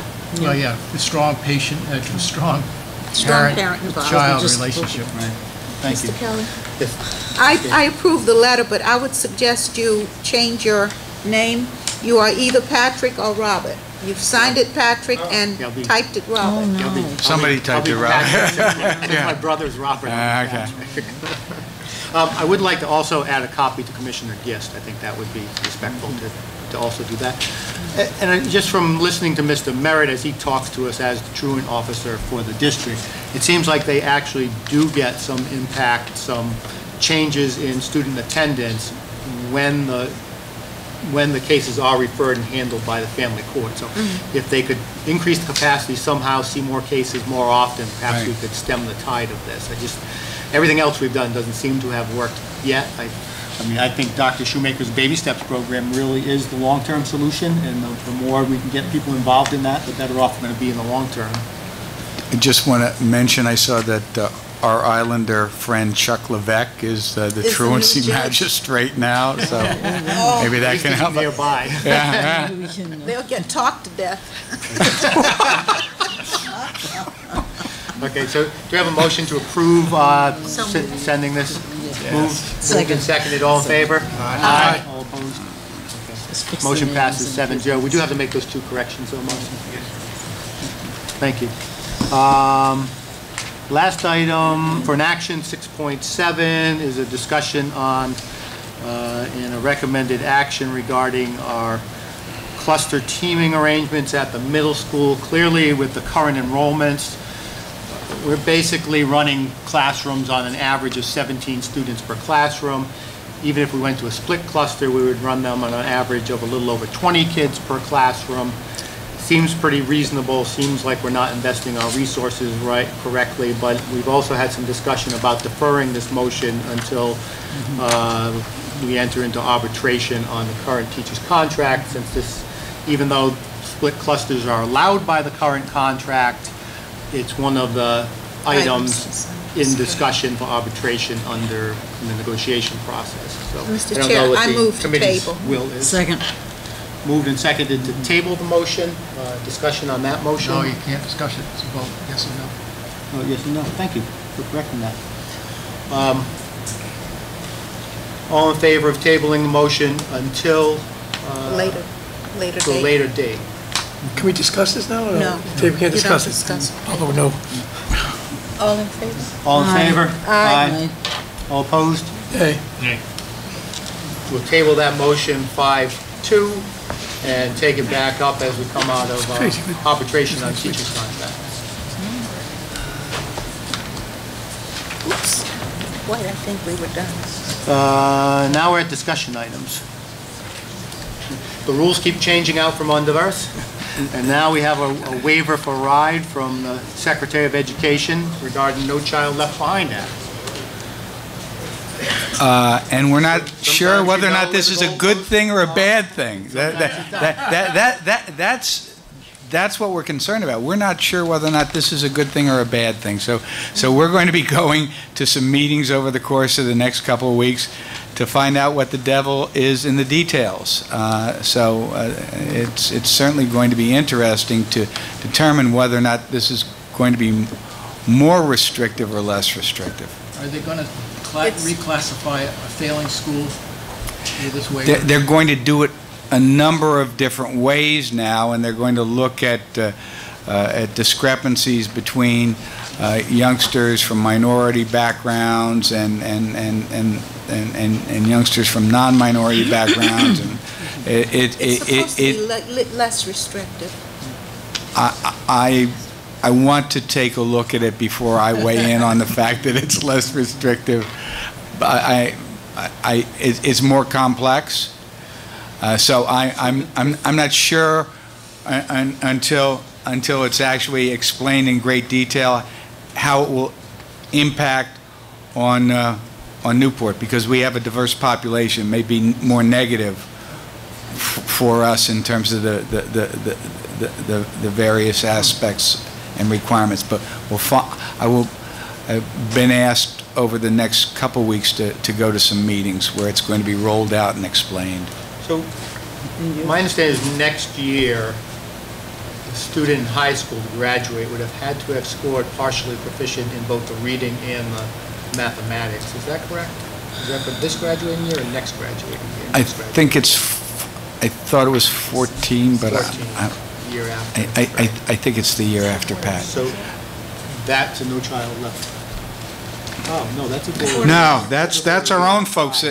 That's our own folks that are doing that. That's our own standards now, which will be interesting if they adhere to that. What's going to happen in places like Providence, Central Falls, Pawtucket, and Newport? But the others are going to have failure rates that are astronomical. I don't know. The question is, when that comes, will there be the political will? We're going to have a 50% failure rate.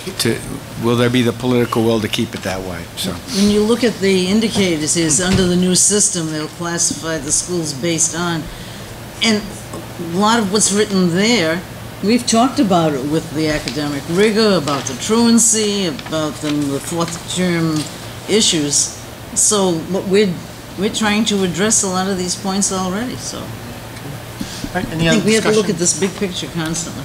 So we'll get an update after a meeting with RIDE on that topic? As soon as we find, right, yeah, and as I said, it is a moving target, so just when you think you know the rules of the game, they change them. Right. Next item is a discussion on employee time and attendance monitoring practices. I guess they might be all a function of the rumor mill, but certainly there are lots of rumors around about people coming and going seemingly as they please without any real controls and reporting over that. So we asked for an update on that, which Dr. Ambrogi has put together for employee time and attendance. Right. We don't have the ability to track tardiness in the ASOP system. We have the ability to track absenteeism. Each principal is charged with dealing with the issue with regard to tardiness, and it depends upon when the teacher comes in as to whether or not the teacher gets a half a day sick or unexcused, or the administrator says it's within the parameters, and I understand. That's what on a rambling campus like Rogers, for example, with 12 entrances, who keeps track of who actually got to class at a reasonable starting time as per contract before the start of class? Actually, unless you have a sign-in sheet, that's something that's the honor system. And we don't have that? I don't believe we do. The contract does not provide for teachers to have to come in prior to the start of the first period, so they can come in and go right to their classes.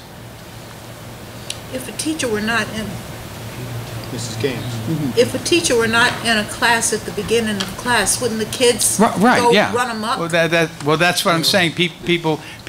That would come to the attention of the building principal, would be my belief. I can't imagine when I was in high school, if the teacher wasn't there, I'd be gone. So we just had a discussion about a finance office with lack of internal controls, and now we're having a discussion about a personnel management system with lack of internal controls. Well, if the committee wants, I suppose I could have sign-in sheets, but absent that, you know, and absent a contract that requires people to come in at a certain time before school, you know, I don't know what to tell you in terms of that, but this has been the way this district has operated. At least now we have the ASOP system, which will track the absenteeisms. But in terms of tardiness, there's been no indication that there has been substantial problems. Mr. Leary. Mr. Chairman, two things. I guess one of the problems we have is a prior administrator was always late. So it set the culture for going forward, so that may be part of the problem that we have. So we need to look at it in two different ways, maybe, and then what counts 94 too, who's monitoring what time they come and go. That's really difficult unless you have a time clock, because they come in earlier than anyone else. So I don't know how you could. I think that would be very difficult. You know, unless the school committee wants to establish time clocks. The second thing is that, could we at the end of this year get a printout of every teacher's attendance record in Council 94, in administrators? It's on ASOP, you said right here. It is on ASOP, and I would have to check to see about that. Do we have? I think. If I'm, one second, sorry, thank you, Ms. Kelly. I think there's also, as Mr. Kelly said, the rumor mill's going. There's a couple people that are out a lot. You know, we know of one, and I won't mention names, and we're not doing anything about it. You know. Well, and I think that's a shame on us. Well, you know? we are. The individual's not getting paid. So, I mean. So I guess if you could look into see what it takes to get a printout of everybody's attendance, so we at least have an idea who's what with this. Thank you. Mr. Boland? Yeah, especially the timing of this coming up, it's a little difficult. I know that as a parent, I'm really get upset when my, child would get punished at school because, we're going to punish everybody for what a couple kids did.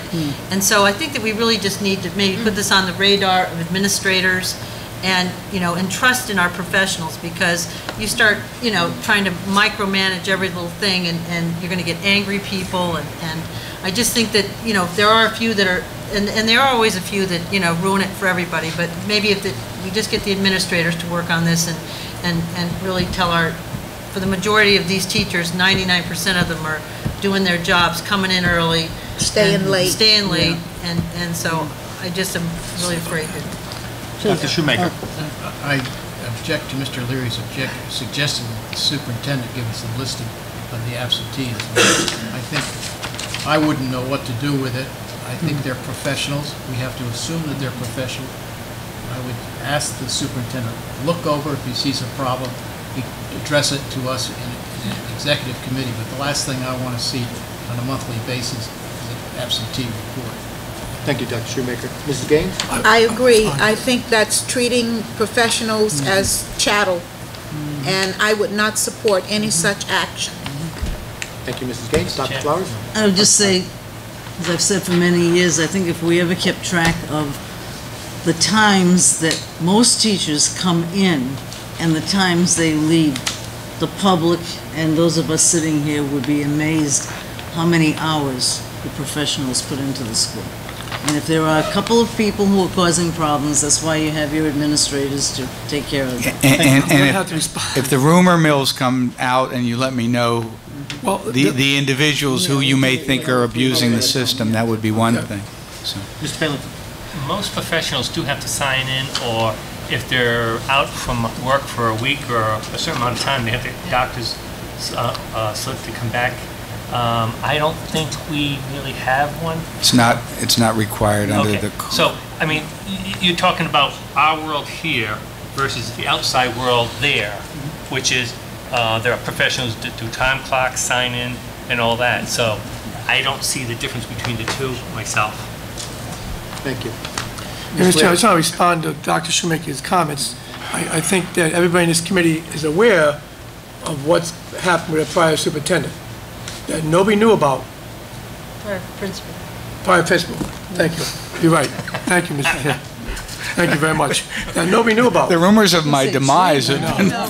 that nobody knew about, and all of a sudden, when a person leaves, you get a lot of comments about showing up at 10:30, 11 o'clock, and nobody monitored it.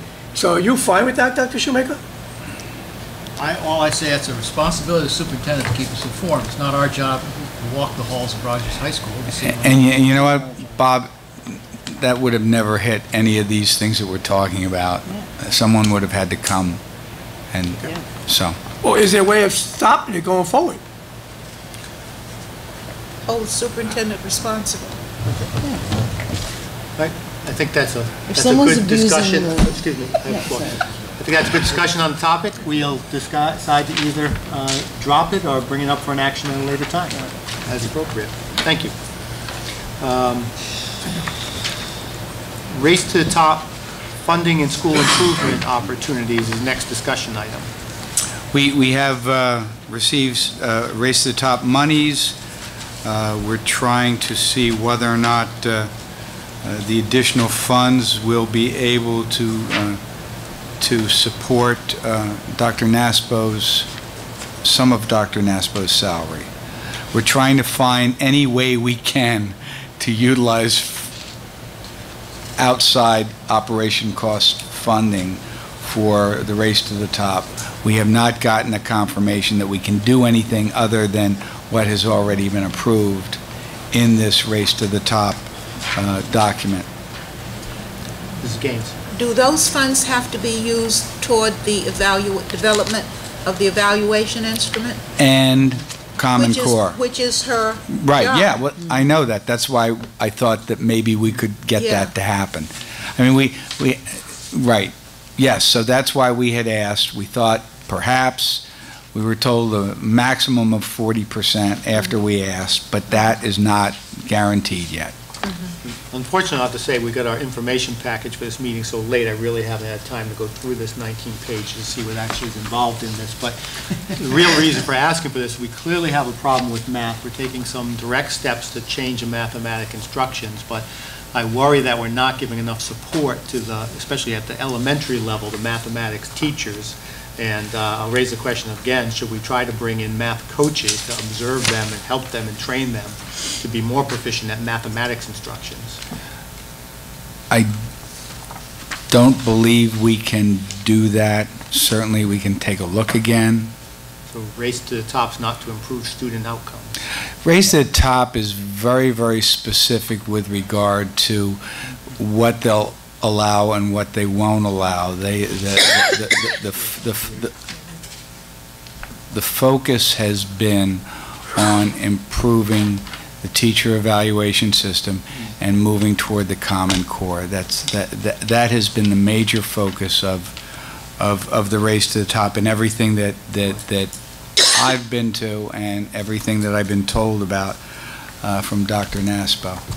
I'd much rather see us provide the teachers opportunities for improvement than improve our ability to evaluate.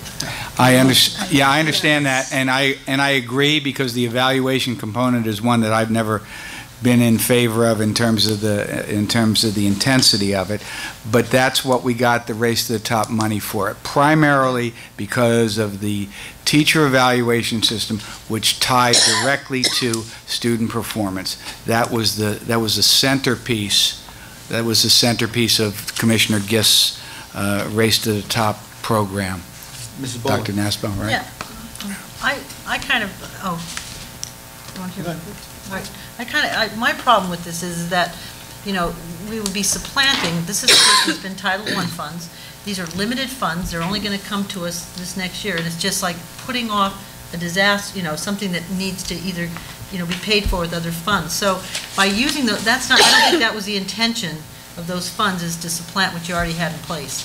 I think it was to try to put in new things. Right, but we're trying. Now we've got to have a problem next year. But the problem is that I feel like the dancing bear in the shooting gallery. I've got to find some money someplace for this coming year. We all know that we are in a difficult situation with the Title I monies being reduced and our general budget not being in balance yet. So I've got to find any way I can to get through this coming year, and that was a way that I thought we might be able to assist in in minimizing the negative impact of the Title I drawdown of funds. Is she full Title I? Are you full Title I? Title I and Title II. And I'm not in local budget, so it's not considered really supplanting. You're not a what budget? In local budget, so it wouldn't be a supplant. And you must, Race to the Top funds flow to the districts based on what the Race to the Top grant was that they wrote and got approved by the feds. The majority of Race to the Top funds goes to RIE, to implement systems like the IMS, like the teacher evaluation and all of that. The districts are allowed to do mostly professional development with that money. They limit it. The only reason they are even partially, maybe even just thinking about allowing a portion of my salary is that another district did a portion of the salary for teacher evaluation. Right, it's just it For a person, puts a but- problem off, that's all. but Well, yeah. they haven't approved it yet, and I've been saying it has to do with professional development. That's the only reason. Thank you. Any other comments? Okay. Thank you for that update. Next item is Quidnick Island mentor opportunities. At the close of the school year, I thought it opportune to talk a little bit about those opportunities and what a great job those individuals do and the impact they have on students. So appreciate Dr. Naspo's effort in pulling together the summaries on this. And just for anybody here listening in the audience, if you have an hour a week, this is a great opportunity to really make an impact on a child. Is it still Nicole Lewis that runs the local? Right. Yeah, she's just wonderful. But even the research, the data shows the reading scores improve for children involved with an AIM mentor, spending an hour a week with them. Reading scores improved by 53%, writing scores by 52%, math scores by 49%, and referrals for disciplinary action decreased by 82%. Just think if we get every child a mentor in that school when Pell School opens, what a terrific impact we'll have on their lives and on the graduation rate and the outcomes in the city of Newport. So, We'd have 100% graduation. my wife and I are going to sign up to put an hour in, and I would encourage anybody else who has an hour a week to do that. Yeah. That's a well, And you feel good when you leave. well-spent investment. Mr. Kelly? Yes, Dr. I've Flowers. had the privilege of mentoring a young lady who's finishing up 5th grade now at Thompson. We've met since she was in 2nd grade, at Cary and then to Underwood, where she told me she'd get me the directions on how to get there. I said, she's funny. And so she'll be going into 6th grade, and I've been a bold volunteer now, goodness, about 6 years or more now, following one of the teachers from Underwood to Cogshall's in the kindergarten. And I spent about an hour or so on Wednesday afternoons. And besides helping the youngsters and an extra pair of hands for the teacher, an extra pair of eyes too, it really gives people the opportunity to see what's really going on, the wonderful things going on in the classroom, and the challenges and the successes that the kids and the teachers have to deal with. So I recommend that to everyone. Thank you for that update and your efforts. Those are important. Any other comments? Thank you. We'll move on to status of the policy subcommittee regarding hiring practices. Well, right, I'm going to ask Dr. Flowers to talk about this and the wellness thing and where we are for both 7.5 of and those. 7.6. Okay, Dr. Flowers? Yeah, I think as far as the hiring practices are concerned, this is the point for, I'm failing with the words. This was the diversity of the screening committee? Looking at the interview committees or the screening committees. Right, we did have a request from the NAACP Education Committee lead to come in and present some data that they had collected and have a conversation. Right. And the belief is that a better way to look at this is that when a screening committee has to be established, that the members of the screening committee, those who are interviewing, should represent the diversity of the community. And I think to lock into one organization with a name sometimes could just make things a little difficult for everyone, just getting people in. So if screening committees do represent the diversity, cultural diversity and everything else in the community, it should work out very well. But have we met with the NAACP yet? No, we have not at this point, no. Is there a plan to meet with them? If they are still interested They certainly and are. like to sit down. Yeah, They are. I think, Yeah. I mean, We we can can do it set- one of two ways. They can meet with the policy subcommittee, which would be the most direct way, and you can come back with recommendations, or we can invite them to the next school committee meeting to make a presentation. Well, yeah, let's set up a meeting first. Okay. Okay. All right, thank you. And next is status of the policy subcommittee on wellness. On wellness, You would just- well, I would have to defer to Mrs. Bowles? Mrs. Boland on that, because we have not had a complete wellness, the Health and Wellness Total Committee has not met, so I just would defer to Mrs. This is related to Boland. updating the policy.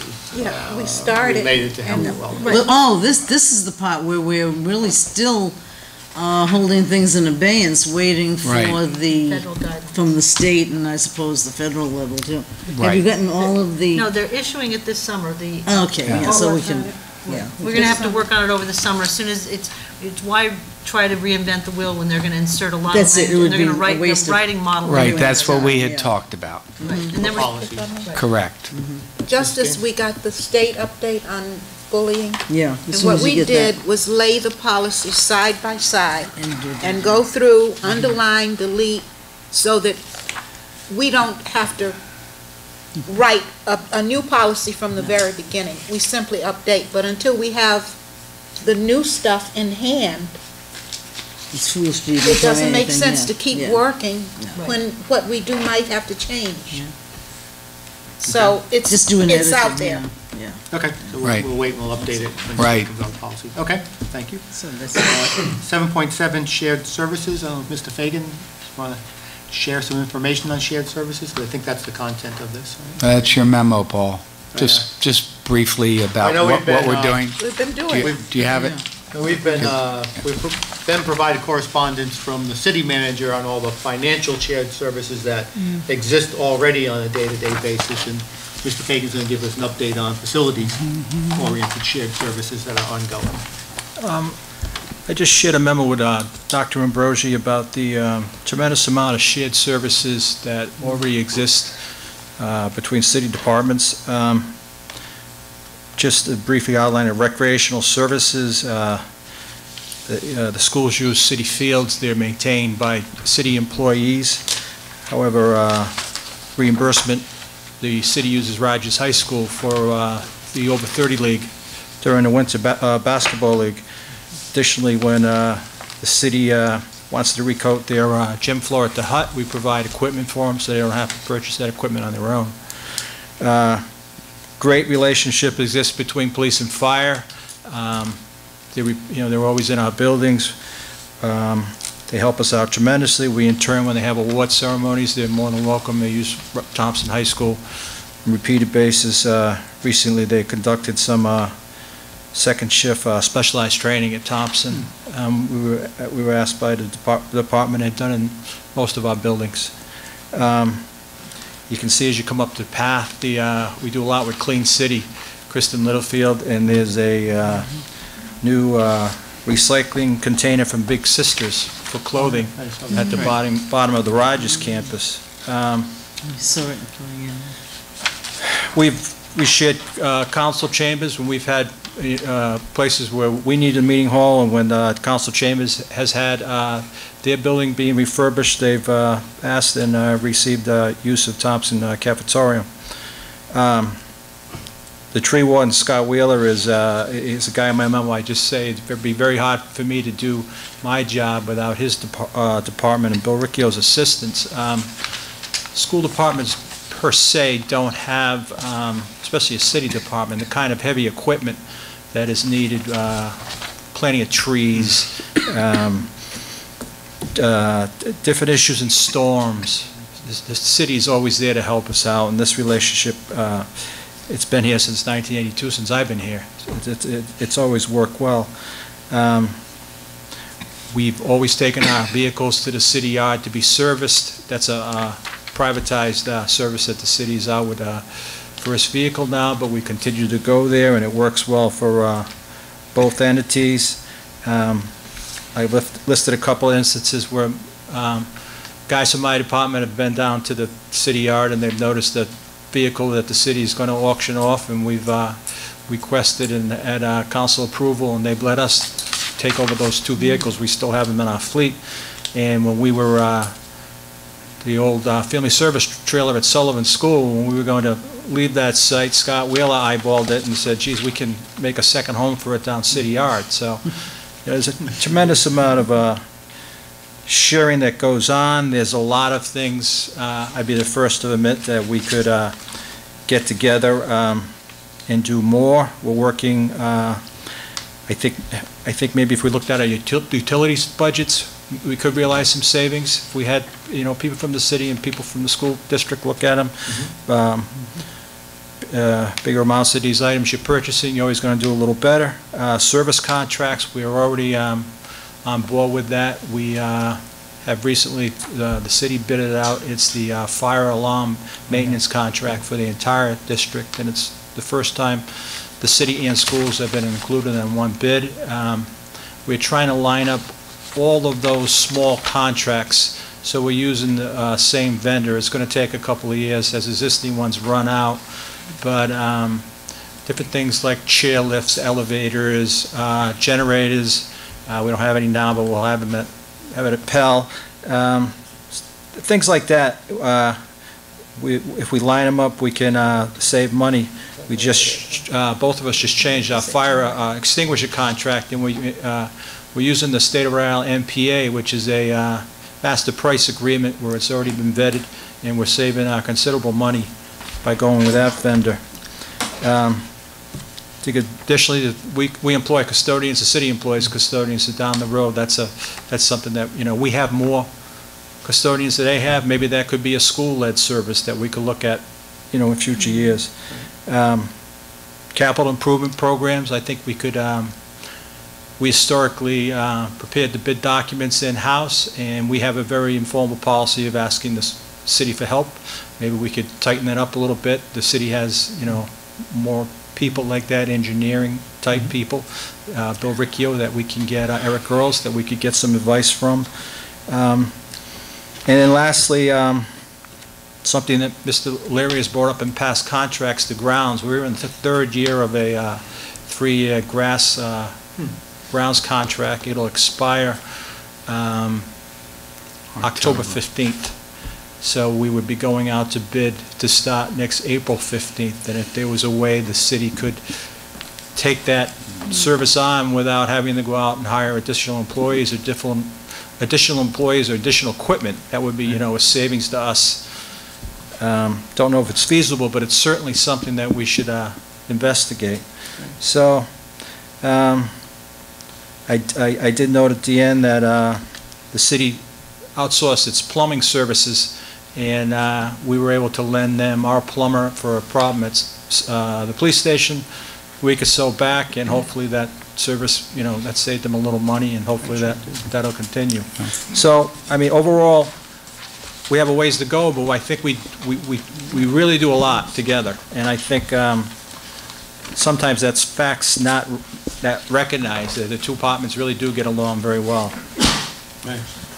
Thank you. I think it's probably worth asking the superintendent to share this with the city manager, because I'm sure many of these things are below the radar screen of the CEO of the organizations, but it happens on a daily basis, as Paul said. Ms. Bullen. Yeah, and also, let's take it a step further and let's discuss this, and maybe put it as an agenda item for our next liaison meeting. We voted on that, yeah. Oh, you did, okay. And then I just want to say you did a really nice job putting this together. I'm sure, this took a while to do, but, a lot of thought into it. There's some very good concrete ideas. Yeah. I have a question. Does the city have an electrician? No. The city does not. We outsource. We couldn't get one either. Right? We outsource and they outsource. It would have been too expensive. Is that going to be a problem when we have our commissioning for the new school? Not having a person who is responsible for electrical? No, because we're going to get training. You were at the meeting when we discussed it last week. We're going to get training and tapes on the new building. If we so choose, we could have whoever would be our outsourced electrician at the time come in and join us on that training. Can we legally designate a company that would be our outsource, or do we have to? You go out to bid? Yeah. You could. You can? You could have an RFP. You can have a sole Yeah. source? Yeah, you could, but you'd have to structure it. Yeah. You have Right. to have to go through and have minimum hours that you're going to give them. The truth of the matter is, there's only one position in the school department that's more difficult to fill than a business manager, and that's an electrician. Yeah. We looked for 2 years for an electrician, Yeah. and no one would come for what we were able to offer. I just had visions of horror that, you know, there must be 25 electricians in Newport. And you call an electrician and you got to go through this whole thing of, you know. Maybe we can work with the city in doing something. Geez. Any other questions, comments? Paul, thank you very much. Thank you.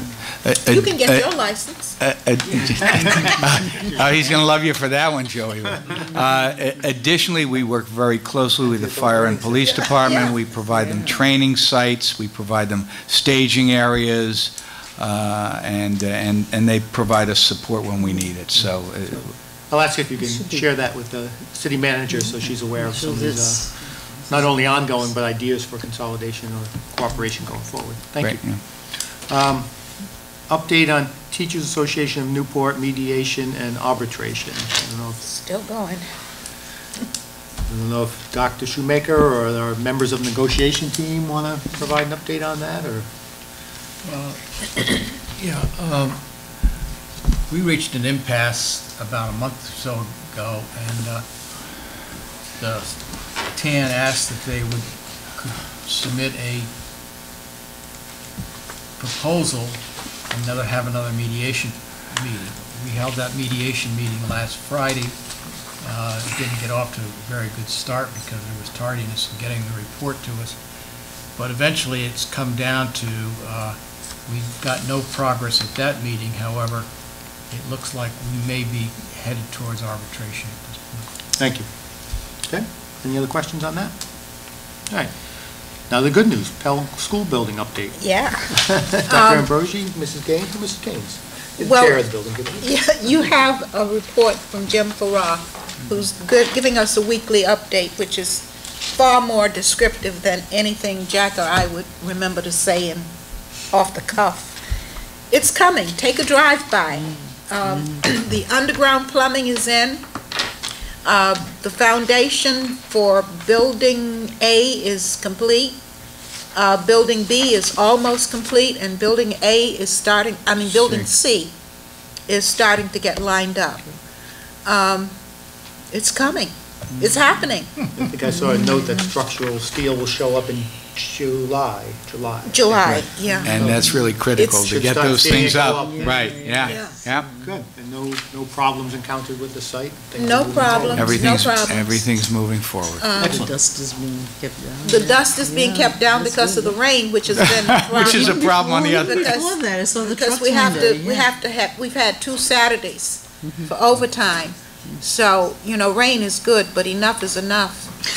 And, but it's going, we're on target, on schedule. Whew, Way to go. it's going. All right. Okay. Thank you for the update. Subcommittee reports, I think we just talked about policy subcommittee. We don't have a finance one, we're probably going to have a budget meeting Yeah. that we'll talk about later on in upcoming meetings. Right. I think we need it very soon, ASAP, because Monday's latest, I think, when's the last day of school? I'm Tuesday. acutely aware of the exigencies. Okay. But we might as well probably just schedule a full committee meeting for budgets, right?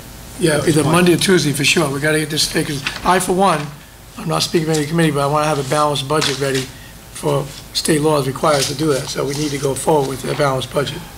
Okay, so we'll meet a number of times this month and move towards that. Okay. Expenditure and revenue reports. A little bit of good news in there, I guess. Right. We we're trending forward just by a little bit. The end of the year increase is about $60,000 more than the previous. And the difference is that we received some additional impact aid, and we're having fewer expenses. So right now we believe that we'll be in the black for this year by $313,000 and change. So it's $60,000 more than the last time we met. The last time we met. And again, as you get closer to the end of the day, that's like almost a teacher. That's good news. Yeah. So that's where we are. Okay. The enrollment reports, we still are above last year in terms of the enrollment, which hopefully is good news when the state aid is recalculated. You saw that that there will be additional contributions to state aid for education in general. How that plays out in Newport, I am hopeful we will find out within the next week. One of the comments in that, and I know you're not going to have the answer yet, the budget article was they were going to provide funding for the categorical items, including high expense for out-of-district student placement. So if you were spending more than $60,000, they were actually put funding against that next year. And as you know, we have a few of those youngsters who attend the Newport Public Schools, so we'll find out about that. I'll ask Amy Donnelly-Rose to find that. I don't know, Joey. I've been trying to get the agenda together. I haven't had a chance to look at the other stuff. Every little bit helps at this point. Yep. Dr. Shoemaker. Dr. Ambrosi, we know that there's been an increase in enrollment. People keep asking, what's it due to? Do you have any, we keep looking at it, has anybody bothered to look through it? We still don't know exact. This year, with another year of perhaps a hiccup, we may be able to get a better handle on where it's coming from. As we had talked about before, it looks like we're going to have a higher than anticipated kindergarten enrollment. And we need to find out where the kids are coming from. But do you know offhand the kindergarten enrollment? I know that's not something you report at this meeting, where it is right now? For next year's enrollment. The last time I gave you a report, I believe it was around 150, I believe. Yeah, right. I don't have that with me now. But obviously, I put in an additional kindergarten teacher and kindergarten aide in the budget because of the unexpected. And we have, there are two different hypotheses. Either we're going to have more kids in September, or we did a better job promoting the kindergarten registration, and we'll have fewer walk-ins in the first week of school. So. Personally, I see no downside to increased enrollments. I think that's good news for the district and the city. Yeah. Okay. It is strange where they're coming from, though. Yeah. Okay. 8.3, no damage reports this month? No damage reports. Pretty good this year. And the superintendent's update. 30 items. What is it, as listed or whatever? As listed. Approve as presented? Is that what it is? What is it? Yep. Approve as listed, as submitted. Second. Moved and seconded, all in favor? Aye. Aye. Meeting agenda request, so we certainly need to look at next week and see we'll figure how out. the budget, sit down and shoot through that. Yeah. Earlier better, because we probably have to go through a couple of those right in the month of June. Take a look at it, okay? You could do it by Tuesday, I figure. Okay. So we set that now or no? Wednesday morning, you're gonna have a. Oh, you can still have it. What is Tuesday? I'm thinking Monday. I've got a prior commitment on Tuesday. Tuesday? Monday the 18th, Tuesday the 19th. Tuesday's not Careful good. of your programs. What do you have Wednesday morning? Oh. Well, can I get out to everybody first thing Yeah, please tomorrow do. as to their availability? We could be here for another half an hour. One request that we do it Monday, Tuesday, that's all. Okay, yeah. I think I'm okay for Monday, but we need to have the time. Okay. What else you gonna do later on? You gonna tell us later on? Okay. We have a motion to adjourn. So moved. Moved and seconded, all in favor? Aye. Aye. Thank you, good night.